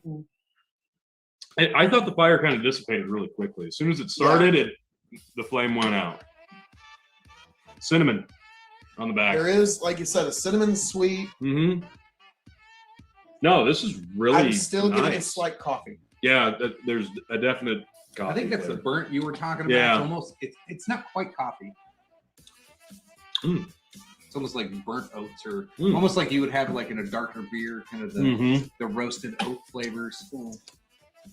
This is You ever- really nice. You ever had allspice? Mm. It's a really base spice, but This is really So- surprising. Nebraska's own Brickway Rye It's pretty whiskey. good. Yeah, I'm quite surprised. I am surprised. Yeah, this is nice. It's mellow. This is an easy drinker. The nose isn't offensive. It's not going to This turn is anybody something off. that you could just you This can is pour a- dram of it's this sweet. every night. Yeah, this Yeah. is a daily sipper. Yeah, this is a great daily sipper. Yeah, that right on, gentlemen. So Little we're bit gonna of- grade this, and I'm gonna add in an extra grading actually. Ah, So I like to throw in a curveball once in a while. okay. So we're gonna grade it as a rye whiskey on a 5-star scale, Okay. as a whiskey on a 5-star scale, as a cask aged spirit on a 5-star scale, and then as a Nebraska distillate Wow. on a 5-star scale. Okay. It's shelving, and then the secret 6 question. for It'll those be who are new out to by the show. time we get through these. Well, We I might mean, have yeah, to pour a little bit You got a more. whole bottle. I mean, we do. Well, I wasn't out yet, but okay, all right. I was mostly talking out my ass, but that's fine. I'm not. All my blood. Good whiskey is meant to be enjoyed amongst good friends. That's so. all right. Now, we're going This is to really nice. rate this as a rye whiskey on a 5-star scales. 5 meaning you have to have it before you shuffle out the spool coil. Half star meaning you can leave it behind. So, chicken, as a rye whiskey. As a rye whiskey, I have some favorites already. This does stack up against them.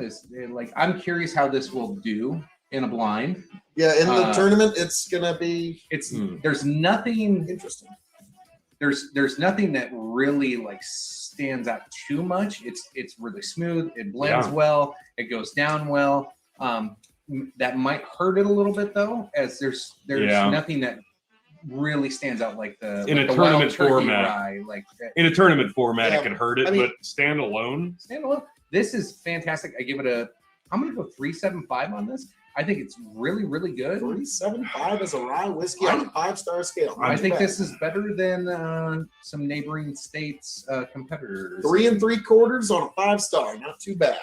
Go ahead. I'm still thinking. I'm kind of torn. As a rye, I'm torn too because I'm right between 3.75 and 4. The main reason, Exactly. And so I'm going to break the scale a little bit. I'm going to get 3.85 stars on a 5-star scale. I'm glad you did that because that's exactly what I want to do. I can't quite give this 4. I think a little bit more aging, a little higher proof, and this is a heavyweight Yes. ride. 90 proof. This Yeah. is I think it's close. It's real close to being a contender. Another couple years and 90 proof. And You got it. This has got some great legs on it. It's just so sitting here, smooth. not hitting it again for a little bit. The sweetness just hangs around. Yeah, it does. It's like a lot of times you get a rye whiskey and that aftertaste, you just want to wash your mouth Mhm. out. This, Not here. it makes me want to drink more of it. Actually, this is well done on the aftertaste. Yes, the finish is beautiful. Mhm. Yeah, I'm gonna agree. 3.85. That's good. I can't quite go 4. There's room for improvement here, but you're more than right on the right track. This is Yeah. really good. This is a great sipper. Fantastic. This isn't gonna turn anybody off from anything. So, all right. So we all like it pretty much Yes. as a rye. Now we move on to whiskey. The wide, wide world of sports, gentlemen. I'm actually gonna go. What's the year on this? This is the first release of this. Yeah. This just came out this year. That's right. Probably 2 or 3 year unless they specify. Yeah. Yeah. So it could be a very young whiskey. So, considering that this is a younger whiskey, I'm actually pretty damn impressed. Mhm. Believe it or not, I'm gonna go 4. Okay. I'm gonna go 4 because this is very smooth. There's a- It's very subtle. Little bit of background here Okay. on the back here. Brickway is forging forward, inspired by Omaha's rich legacy of distilled spirits. We are the city's first distillery since Prohibition, and damn proud of it. Our mission is to continue to make award-winning whiskey that is approachable and honest. We balance creativity with mad science, palate with process, instinct with chemistry. This is our rye. In addition to a high concentration of rye malt, the mash bill contains a touch of barley and white wheat for a smooth yet spicy finish. It's then double pot distilled and matured in Okay. new charred American oak casks. The pot still really comes through. Yep. The barley is probably what I was thinking of on that beer back end. Yes, I'm because that's sticking- how you get your enzymes naturally without having to add them. I'm going to So- stick with 4 as a whiskey. For being as young as this is, I'm pretty impressed at how much they've achieved in such a short time. Honestly, for me, I'm going to stick with 375. That's fair. I kind of want to go to 4. I might do the 385 on this one. There you just go. Breaking this scale, because what I love about this the most is a lot of people probably could not, as a rye whiskey versus another whiskey, you can do a lot with this. Yeah. There's a lot of cocktailing with this. But your normal layman drinker, if you told them that was a rye whiskey, they'd be like, Yep. what? You could give this Yeah. to somebody who says, like, they don't even know that Crown is a whiskey, and they just say Crown and Coke, and that's Yep. what they order. They would like, yeah, this would go down just fine. It would have a little more flavor to it. They'd be like, wow, what was that? But that was pretty good. Actual flavor. Yeah, I know, crazy. Crazy. But yes, this one you could cocktail, you could put it on the rocks, you could drink it neat when a storm's coming by. Fantastic meat. I'm gonna go with Tony here and 4 stars as a just whiskey because you Yeah. can do just about anything with it. I thought I was going to score low on whiskey. but You no, can this- introduce anybody to it. You can take this to a party with lightweights in it, Oh, yeah. and they will still really enjoy it. You can serve this to a seasoned drinker, and They'd be surprised. yeah, it's like this is from Nebraska. What? Yeah. Yeah. So, I think we're all agreed that it's a pretty damn good whiskey. Very Now nice. we move on to cask aged spirit. So it's new charred American oak casks. It doesn't give an age statement It's anywhere. It's going to be probably 2 years if I had to guess, maybe 3 if we're lucky. I'll be less generous on this scale. I'm going to go 3.25. Low proof, very young. This is a great jumping off point. A lot of room for improvement here. Amazing start. Yeah, love it. 325 Yep. chicken. What do you give this? I'm right around there with you. I might even just stick with 325. A couple of things that I kind of like the 90 proof. It's not too much. Sure. It's still really good and can get you that burn that you're looking for if that's your thing. But yeah, I think this is very respectable. But I would love to see a higher age statement on here. We Yeah. talked 6 years on some of the other Mhm. ones. Like I would even love to see this as like as good as it is as a rye and as a just a whiskey. Give this 6 or 10 years. Whew. Oh, yeah. Yeah, this will Be there's amazing. that's what I mean. There's so much This room for would improvement, knock but it's some already other so takeaway good. whiskeys that are in the neighborhood. Maybe I Yeah, that's just Yeah. it. That's the beauty of it. Rye is a strange animal, so you got to consider that when talking cask age, because overdo it, you're going to ruin it. Too young, it's not going to be good enough. Yeah. You got to find the happy medium. And for being what we assume is a young one in cask age, great start. Don't overdo it. Yep. So, all right. Now, as a cask age, I'm going to disagree with both of you, but only just and give it 3.5. That's fair. 3.5 stars. The new char oak barrels is what put it over the top. Mhm. I'll be Yeah, honest with you. yeah, Like that's fair. if they didn't put that in there, because that's what like he's kind of cheating Father Time a little bit by doing it that But you way. gotta be Because creative. normally they're using once ex-bourbon casks, Sure. and you got to age it a lot longer. Sure. So I do really appreciate what's being done there. Now, as a Nebraska distillate, gentlemen, That's a tough that's a one. new scale. We've actually been We've only scaled a handful in that scale. So we've done a few different ones from the Loop Loop River. River Distillery. I've had several from Cut Spike, which I am a fan of. I've even had one from Sideshow. Okay, this is a bit more niche in terms of people that would appreciate it.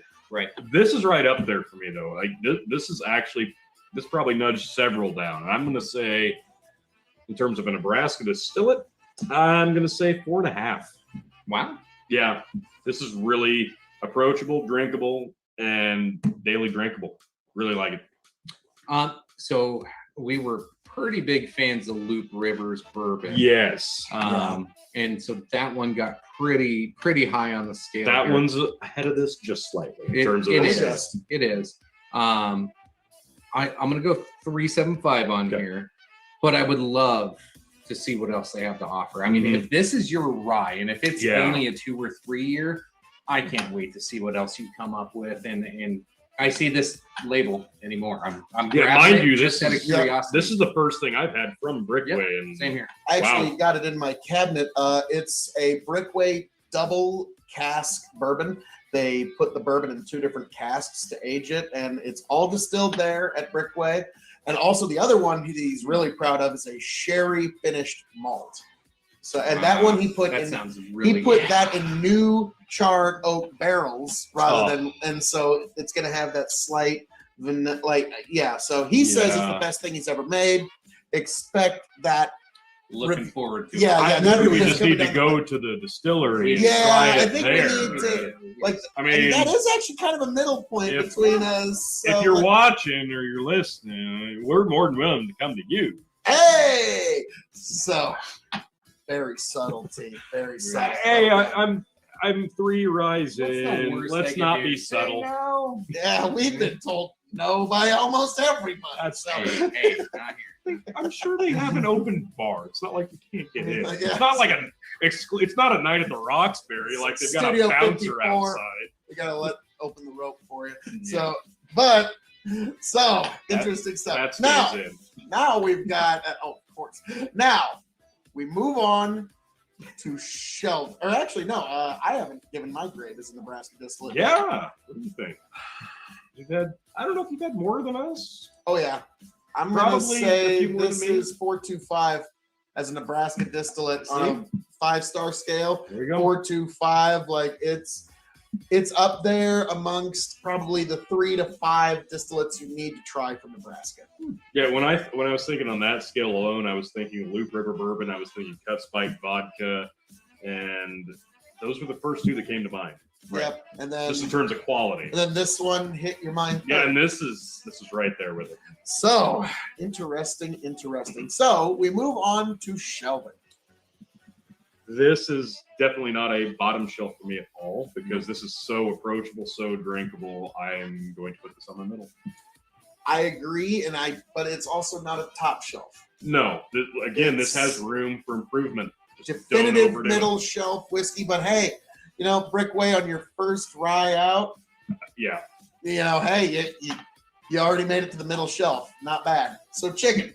Definitely middle shelf. And honestly, this is going to be, somebody comes over, doesn't know anything about rye whiskeys. This might be something that I introduce them to. Yeah, this is a great introductory rye. Yeah. And then I can tell a story about back home and some foreign. There you go. Yeah. Perfect. Middle shelf for sure. Yeah.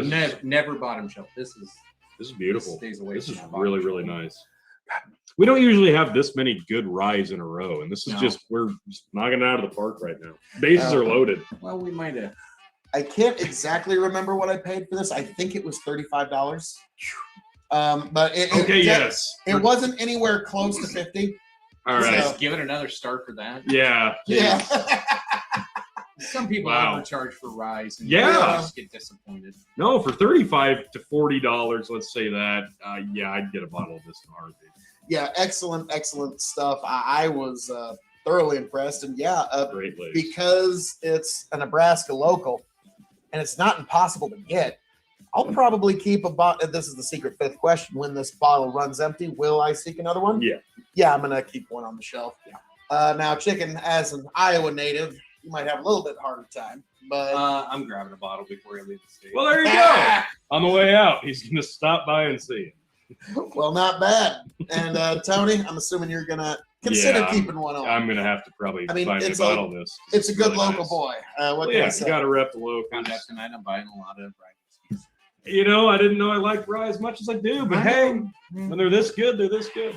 What do you got to try everything in this life, but so Tony, chicken, any last things you'd like to say to the folks? Thanks for joining us on Friday. You did it.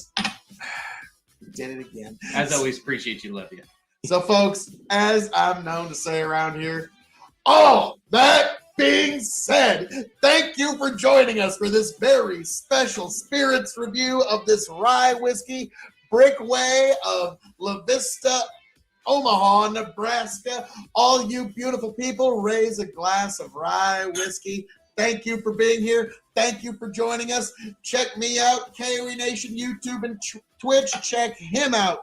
Big Buckin' Empire on YouTube and Facebook. Check him out. Revolutionary Wrestling Podcast, YouTube and Spotify. God bless. We'll check all of you people on the flip side.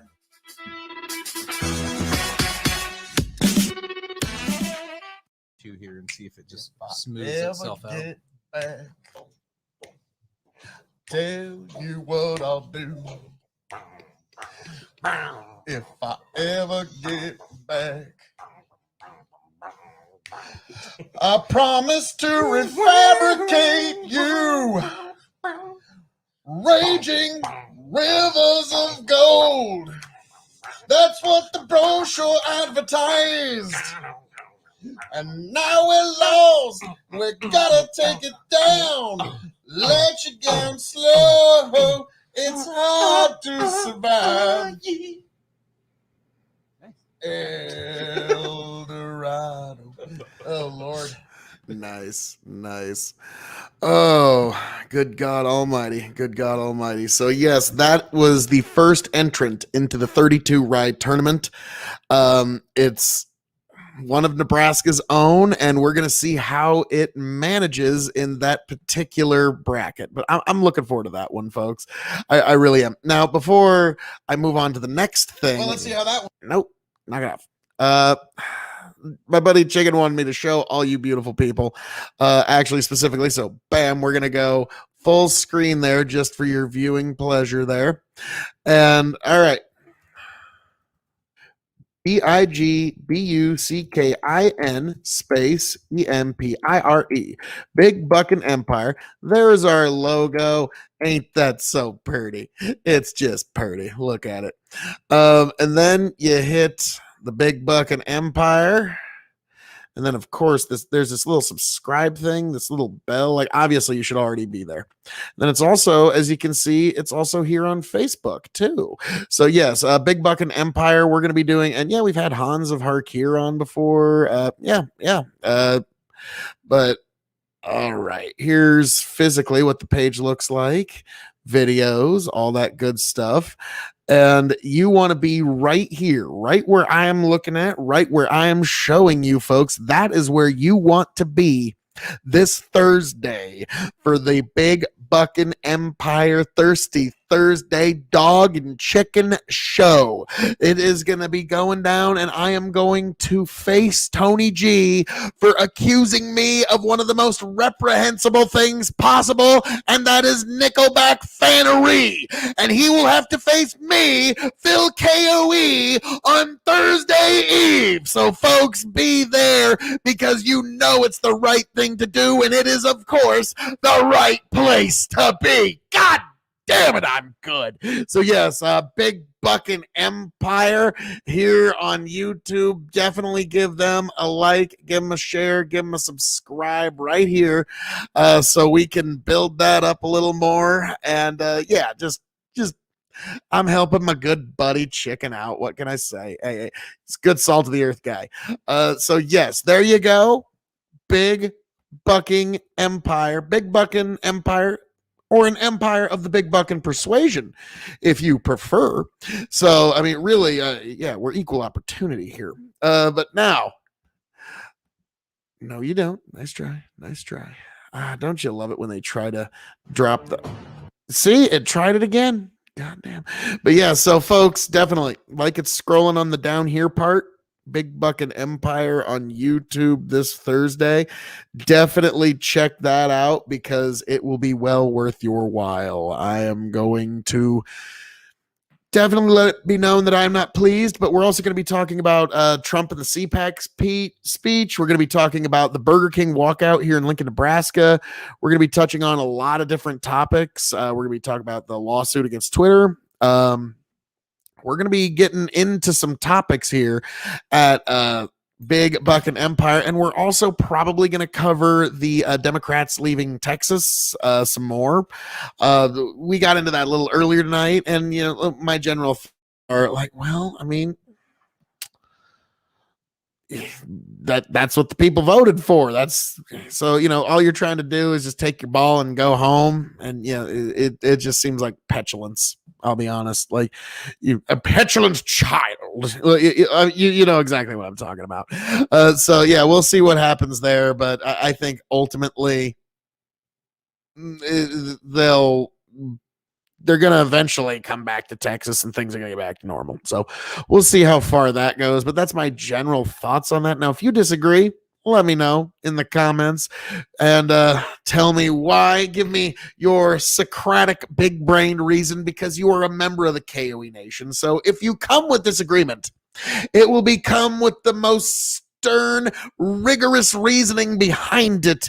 And it will be some of the most beautiful, Socratically just Aristotelian, Shakespearean experience ever in our language. One of the greats. It'll be one of the great pieces of rhetoric to ever be dropped. So, but let it be known in the comments if you have any objection. But here's the problem. I mean, this face ain't gonna lead you wrong. This smile. Come on now. Come on. Now, yes. Now, all that being said, now that that's all been cleared up, there's another. This is Chicken's favorite rye in the whole tournament. I'm actually pretty shocked. I didn't think he's going to like this as much. And also, Rabbit Hole is the first distillery to reach out to me. They said, just comment on my YouTube. Thanks for the nice words and stuff. Fucking A right. You got a customer for life on that one thing alone. K.O.E. Nation for a very special rye tournament review. I am joined by two distinguished gentlemen of rye reviewing, the one, the only Chicken, and my well-known broadcast partner, the one, the only Tony G. Like, share, subscribe. Yes, folks, and I, of course, am your King of Extreme, Phil K.O.E., the Lord of the Scottish Highlands. Thanks to these two guys. I have no idea what they did, but amongst many, many other titles. And folks, we're here to get into Rabbit Hole Boxer Grail Kentucky Straight Rye Whiskey. I've been looking forward to getting into this, and this is a great review. I think it's got the little, it's got the idiot-proof thing there. But yes, thank you. Now let's hang on. Let's hear it. Let's hear it. Nice. I thought that little thing was I was like, pop that's at first. weak. Like, oh no. Glad there was more to come on. Nope, I gave it a little twist. So this has been one since we tried the Derringer. Yes. Yes. We've been wanting to try the rest. Yes. And actually, the distillery actually reached out to me and said, "Hey, thanks for the kind words." So, hey, to you guys. Yes. Oh, this smells great. For a rye, yeah. Oh wow. Yeah, this doesn't. It's not. No, this does overly not offensive. smell. It doesn't. It's not very spicy. It's. If you get, Yeah, I was gonna say it's almost buttery I hate for to say this, Tony. Space Ed. See, that was my first thought. I was like, if you put this under my nose, I wouldn't think rye until I really dug deep in there. But yeah, Space Side, maybe. Yeah, like just honeyed, easy. Honey butter. Honey for sure, yeah. Yeah. Man. You get, I get a little bit of that floral, piney, rye smell when you really dig deep. Wonder if the others are, because rye typically have more of the grainy kind of. Yeah. I like it. I mean, this is one of the more pleasant smelling rye. Matured over 3 years in new charred American oak barrels. So the same barrels that they put bourbon into. That makes perfect sense. So yeah, that is probably how. And World Wine and Spirits Competition, best in class. Now, who knows what that means? They seem to have a competition every week. So there's about 50,000 different. But yeah, this is a good one. This would be a good rye to introduce a Scotch drinker to. Well, let's drink it before we. Yeah, gentlemen. Before we make that distinction. All right.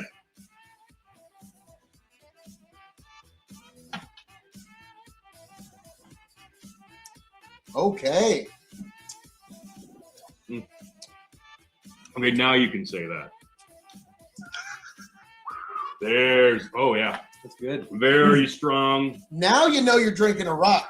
There Yeah. it is on the back half. The consistency of it, you can tell as soon as it hits your mouth. You're like, okay, that's not your There's typical. the spice. It's very minty, cooling. Yeah, cooling, like those peppermint spearmint gums that you chew that like cool your mouth. The back half of this. Now, this is not meant as an insult at all, but it's going to sound like one. I apologize. The finish on this does remind me a lot of the Crown Royal Rye, the way it finished, but the flavor here is so much better. But I'm getting the same I can get what qualities you on the like. finish. I mean, at one point, rye whiskeys are going to start to have some similar qualities to you, but this one, yeah, I love the peppermint front on this.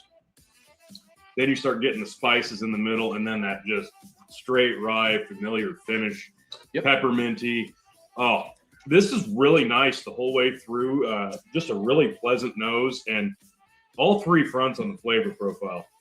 Yeah, very nice. What's the ABV? Patty P. Nice. This is 47.5 America. ABV, 95. Bella Roma. Yeah, really nice. Spot on. Yeah. God Yeah, this bless is you. really nice. God bless you. Yeah, I cannot Wow. complain about this. So, gentlemen, we get to the very difficult part of this particular episode. All right. The grading.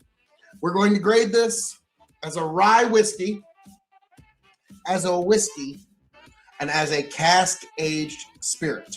So, and then, of course, the shelving, and then the secret fifth question for those who are new to the show.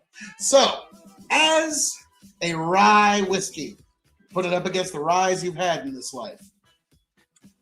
Which one of you want takes this first? I'll go first. I'm going to give this for ryes. This has taken my top spot for ryes. Wow. Wow.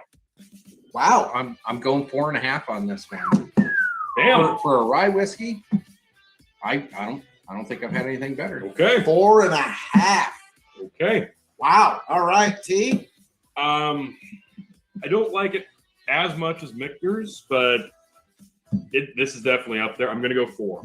I'm easily going 4. The more I drink this one, I could probably even move up. Like I said, the nose and the palate on all the different stages are just about where you want them for a rye. And with this only being 3 years, I mean, this is actually really, really smooth. There's no jagged edges to this. 3.5 year new charred oak. So you're going 4 stars on a 5-star scale. Yes. 4.5 on a 5-star scale. You're going to split the gap, aren't you? No, I'm going to agree with you. Thank you. 4 stars. Excellent rye, but I think I can see, like I said, for Scotch drinkers, Chicken likes peated Scotch. There so you go. this is right up his alley. No, there is a little bit of a honey linger on the back of my palate now. It grows on you more and more as you go. Yeah, that honey just kind of like an actual honey. Like if you took a shot of honey, the way it would stick on your tongue. Now, as a whiskey, gentlemen, now that's a much more wide world of sports. I'm gonna say 3.5 as a whiskey. It's 3.5 stars out of 5. Again, the 3 years, while not bad by any means, there's some room to grow there, and I think this. Honestly, I think this would make a really good candidate for getting gimmicky and doing a little bit of weird finishing. Yeah, I think it would just age it to 6 years. That's my take. But Chicken, what would you give this as a whiskey? I agree with most of that. I like a little bit more though. Okay. I'll go 3.75. This time, I'm actually going to agree with Chicken. I'm going to go 3.75 because it's a great whiskey. You could do some cocktailing with this, but it does just work as neat, not even on the rocks, and it's a great introductory whiskey. Yeah, I don't know if I put this on the rocks. Like I said, the way this finishes, this is perfect. The way it is, I wouldn't even. The way this finishes, I love rocks, and I wouldn't. This is just the way it is. I'll bring it up again. The way Crown Rye finished for me, and I drank a whole bottle of that begrudgingly at the end. I tried it on ice. Don't do that. I'm a little nervous to try this on the ice because I really like this. Yeah. What can I say? So we move on to cask-aged spirit, aged 3 years, new char oak barrel. Why don't you go first this time? Me, I really like this stuff. It can be cocktailed. It can be, in my opinion, I think it'd go great on the rocks. Debatable, but there's only one way to find out. I think I'm going to stick with 375 as cask aged. It's excellent stuff. I would really recommend this for really if you had something that called for rye whiskey, and there's a few specific cocktails that call for rye, this would work perfectly. Yep. I'm probably going to agree with you. 375. God, I'm trying to debate the fourth right now in my head where this is going to land. But yes, very, very fine for cask. I'm going to stick with 3.5 because I think the longer this sits, the better it could be. Like, there's a lot of potential here, and it's already really nice. But again, kind of what I said going back to the whiskey side, you could do some strange finishes with this. And I think that this would just improve. I think there's a lot of room to improve here. That doesn't mean this is bad. This is really, really nice. I think it feels right on the 6 year. Yeah. So, double the aging, and boom, you've got a heavyweight right here. Oh, and yeah, it's that new char oak. So could you imagine it would? It would have that toasty element, and it's already almost got it. But yeah, again, rabbit hole. Very nice. Fine job. Yeah, you've done it again. This is just so smooth through and through. Oh, it's got recycling information. Let me. Would you introduce somebody to rye with this? I don't know that I would. I think there's a couple other options before they would actually appreciate this one as much as we probably do. I would, because most people don't come in as just a virgin to whiskey. They're going to have had some different things and then been probably a little slow to get after rye because, well, I was going to say, great.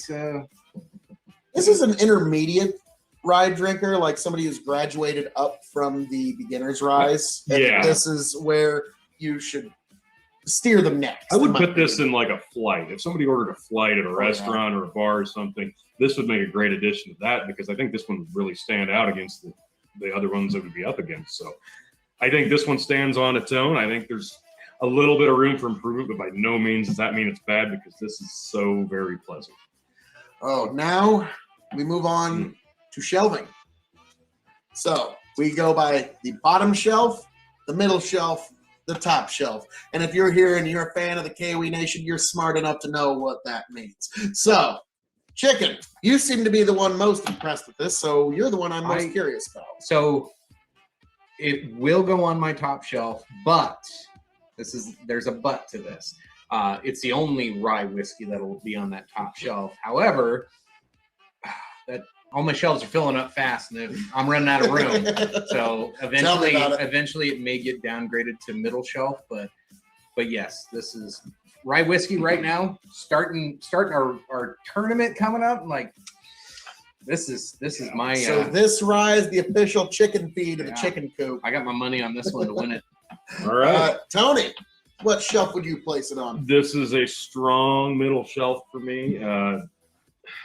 This is one I want to show off a little bit. I mean, the presentation is gorgeous, and I think it looked really nice just right there in the background behind me, like right over my shoulder. But it's not quite a top shelf rye for me, but this is nowhere near a bottom shelf. So I think middle shelf is fair. I got to agree with this guy over here. Chicken, I know you really like this stuff. Mm-hmm. I would put it on my middle shelf. There's no way it touches the bottom. No.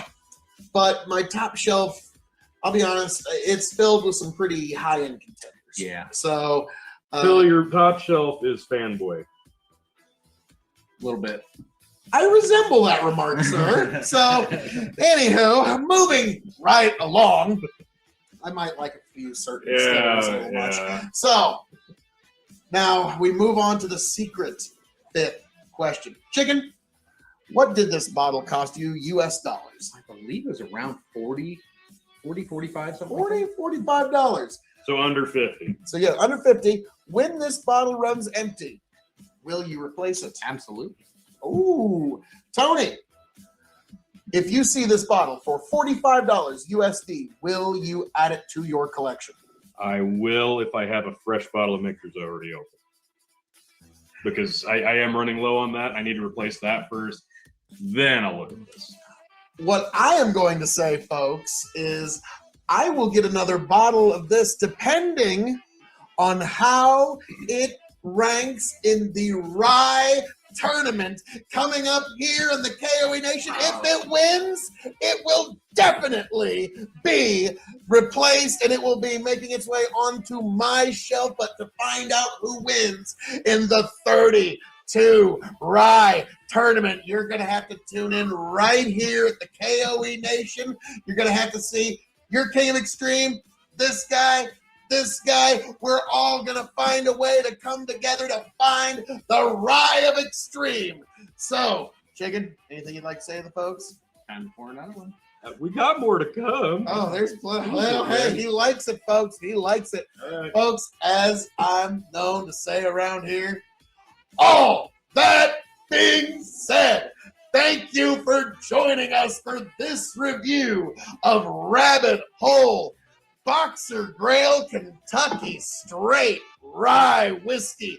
An amazing entrance into the rye tournament. Will it win? Stay tuned, folks. God bless, and I'll catch you on the flip side, gentlemen.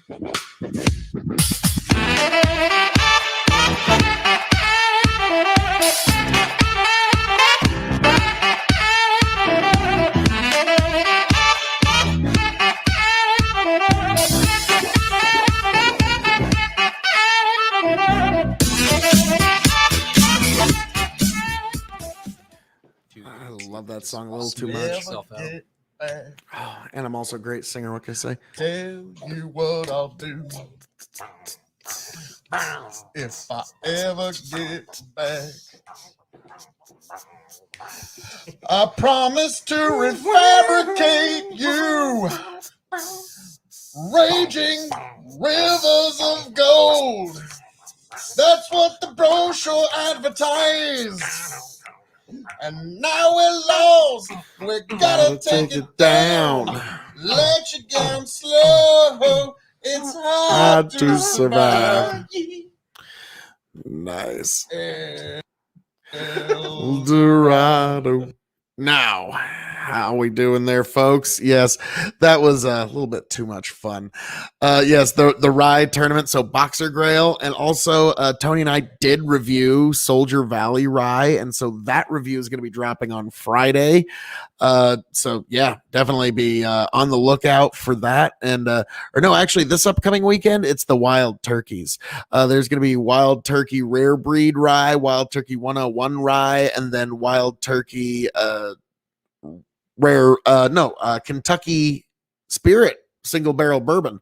So I'm just going to have bang, bang, bang Friday, Saturday, Sunday. It's just going to be a succession of Wild Turkey content here at the K.O.E. Nation. So now I'm going to shift gears here a little bit. There was somebody here.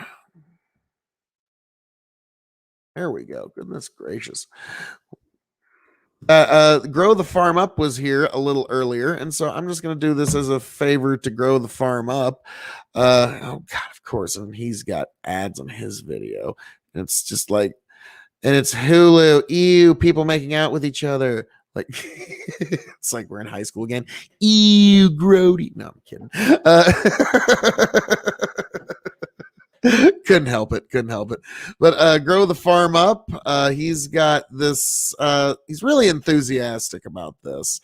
It's a Very Brand cooking oil. Hang on, before we rock and roll on that, let me see.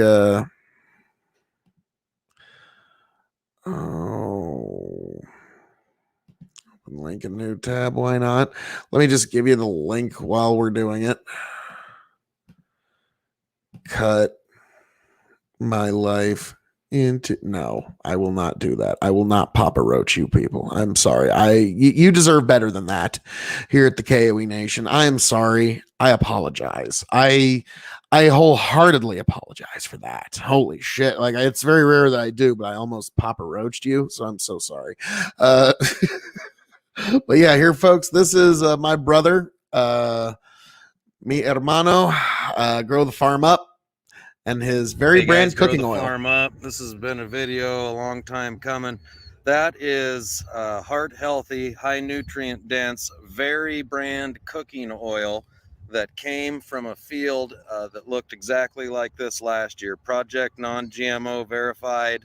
And it's the brand name that we've gone with. I'll link at the bottom of the page. We have our own YouTube channel and some other, just web-based documents and things of this nature. We've got the food label, simpler the better, we found as we went through it all. The nutrition facts are on there, very heart healthy.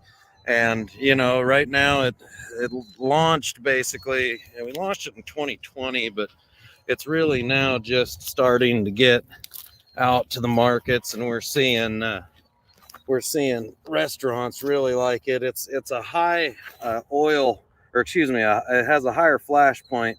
It's made for higher temperatures. I know the people that have been using it also have suggested that the flavoring is better.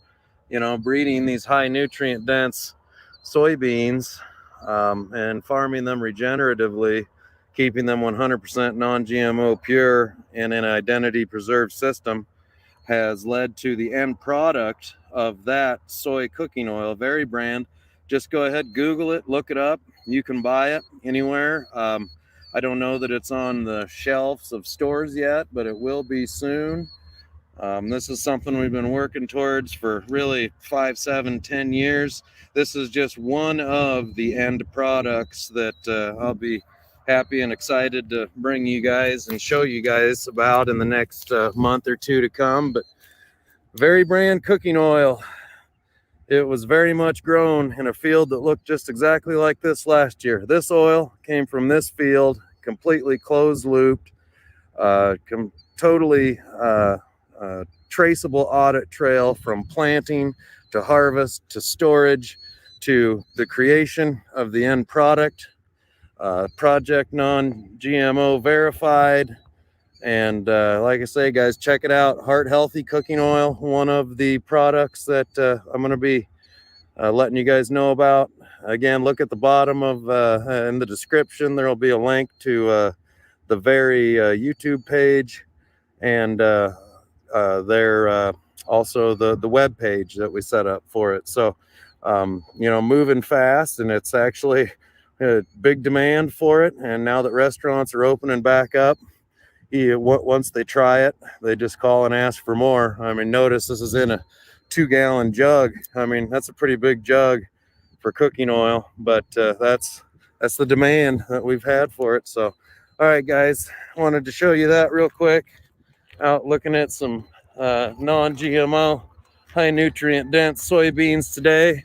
Thought I'd stop by the house and grab a jug of these. I got, 25 of them. So anybody wants to try it, let me know. I'll send you some.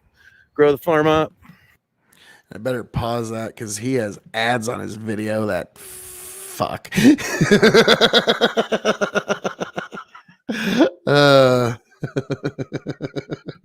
So yeah, I'll stop that before we have to suffer Grow the Farm Up's ads. My goodness gracious. But yeah, so that's a very brand cooking oil that he's really enthusiastic about because it comes from high nutrient dense soybeans, and it's completely closed loop system that can be verified. And if you're into that whole non-GMO thing, I hear some folks are kind of into that. I'm a farmer. I'm gonna grow whatever people want to eat, but I hear there's a person or two that's into that non-GMO thing. Like, yeah. So yeah, that's another thing we're doing. So yeah, definitely check out Grow the Farm Up on YouTube. Actually, I'll just post it again real quick. Or no, actually, I never did post Grow the Farm Up on YouTube. But no, I'll get there in the chat here in just a second, actually, because it's only good courtesy. I'll get Grow the Farm Up, cut, paste, space, GTFU, Grow the Farm Up. There you go, folks. There's Grow the Farm Up's YouTube in the chat right there. So yes, definitely check him out. It's my brother's YouTube channel. It's ag based. I'm a farmer, but I figure for me, podcasting, streaming with you, this is fun. This is fun for me. Like I scratch my head at like how like people make a living at this. Like I'm a caveman, like, huh? But it's also like the South Park episodes, like, yeah, I want some of that internet money. Can I have some of that internet money? Like, what? So apparently there's some place where there's actually like internet money. Really? That was a joke like 10 years ago. But hey, the world is ever changing. But yeah, so folks, you definitely need to check out Grow the Farm Up. You also need to check out Big Buckin' Empire, like right there in the little scrolly space right there. Big Buckin' Empire on YouTube this Thursday for Thirsty Thursday. I'm going to confront Tony G on his ridiculous claim of my Nickelback fanery. Yes, it's the most vile, vicious accusation that has ever been levied against me. And I will meet it head on. You saw the video where I demolished any possibility of this wild conspiracy theory of me purchasing a Nickelback album, blew it out of the water.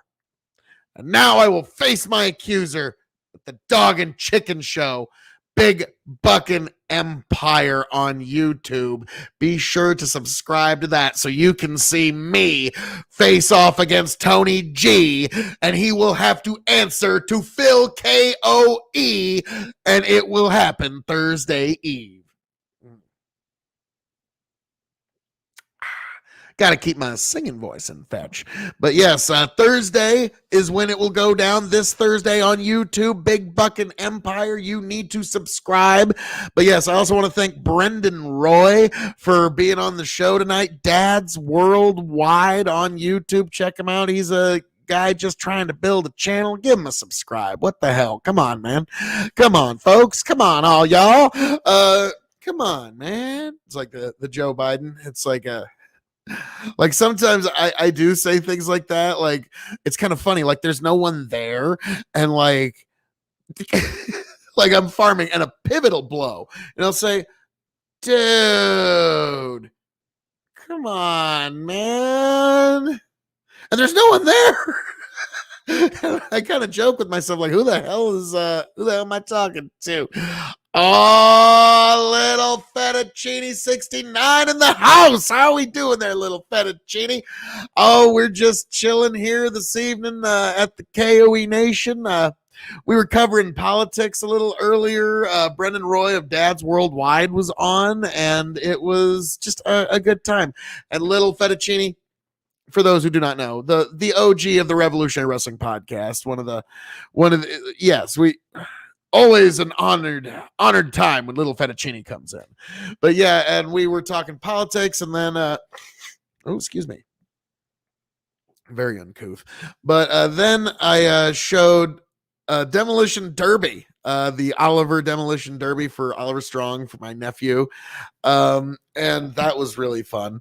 Got into some content, but yeah, we covered the news, we covered the Dems fleeing Texas, we covered the Young Turks drama to further, because it's like episode 5, bam, the Greenwald strikes. But like, yeah, the minute now Glenn Greenwald's involved in this, and they said he's not even a journalist, I'm like, okay, I at least got to ask the audience what they think on that. And so, yeah, and now we have arrived here with you and me, little fettuccine. But yeah, it was an interesting time. But yes, and definitely check out, like I said, Dad's Worldwide. Also check out Revolutionary Wrestling Podcast, where you can see me reclaim the Revolutionary Wrestling Podcast Championship this Sunday at the Revolutionary Wrestling Podcast, after I confront Tony this Thursday at Big Buckin' Empire. And I also want to thank Yanked Up Podcast. He was one of the first ones in here. Now his comments are gone. They're gone forever. But Yanked Up, thank you. Check out Yanked Up Podcast on YouTube. But folks, it's time.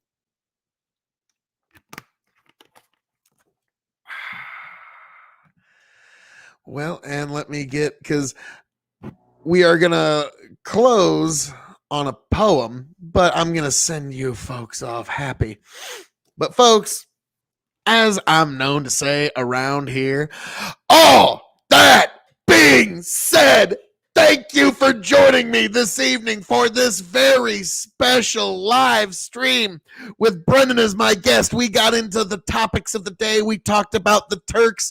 We talked about the Texans. We talked about video games. We had a great time. We talked about the past. We got into our lives, and we talked about the crazy, wacky, wild, wonderful adventure that we call this life. Thank you for joining us. Thank you for being here. God bless every last one of you beautiful people at the K.O.E. Nation that makes up the most beautiful, marvelous, wonderful, big brain, erudite, just gorgeous people, gorgeous souls of an audience in all God's creation. Be sure to like, share, subscribe. Thank you for being here. Folks, I want to see every last one of you back here happy, healthy, much the wiser. Raise a glass to yourselves, whatever you may be having. And folks, God bless every last one of you. I can't wait to see you back here again, and it's going to be a lot sooner than you think. Your life will be tumult, chaos. What will we do without the King of Extreme to show us the way, to grant guidance, to give us this recommendation, and to expose us to the sacred fact? Do not worry, folks. You will weather these waters, and we will arrive right back here at the K.O.E. Nation. God bless. All that being said, I will catch all of you beautiful people on the flip side. Later, folks.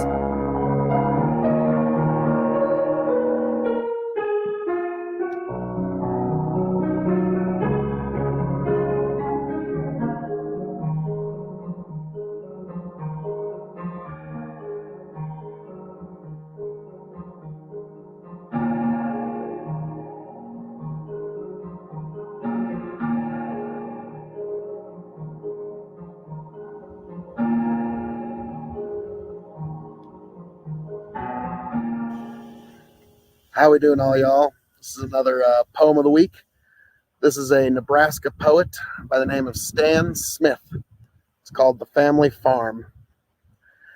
Every day I drive past a field made square by wire and deed, made flat by snows that level, lines of last spring's plow. There, in that white space, a garden's length beyond the barbed strands, a blackened pump endured, midst lost foundation. Nothing else, only that pump, a staggered relic bent northward by some forgotten blow, standing in the way of buried pharaohs running down a lonesome land. Yep, so that was Nebraska poet Stan Smith, folks.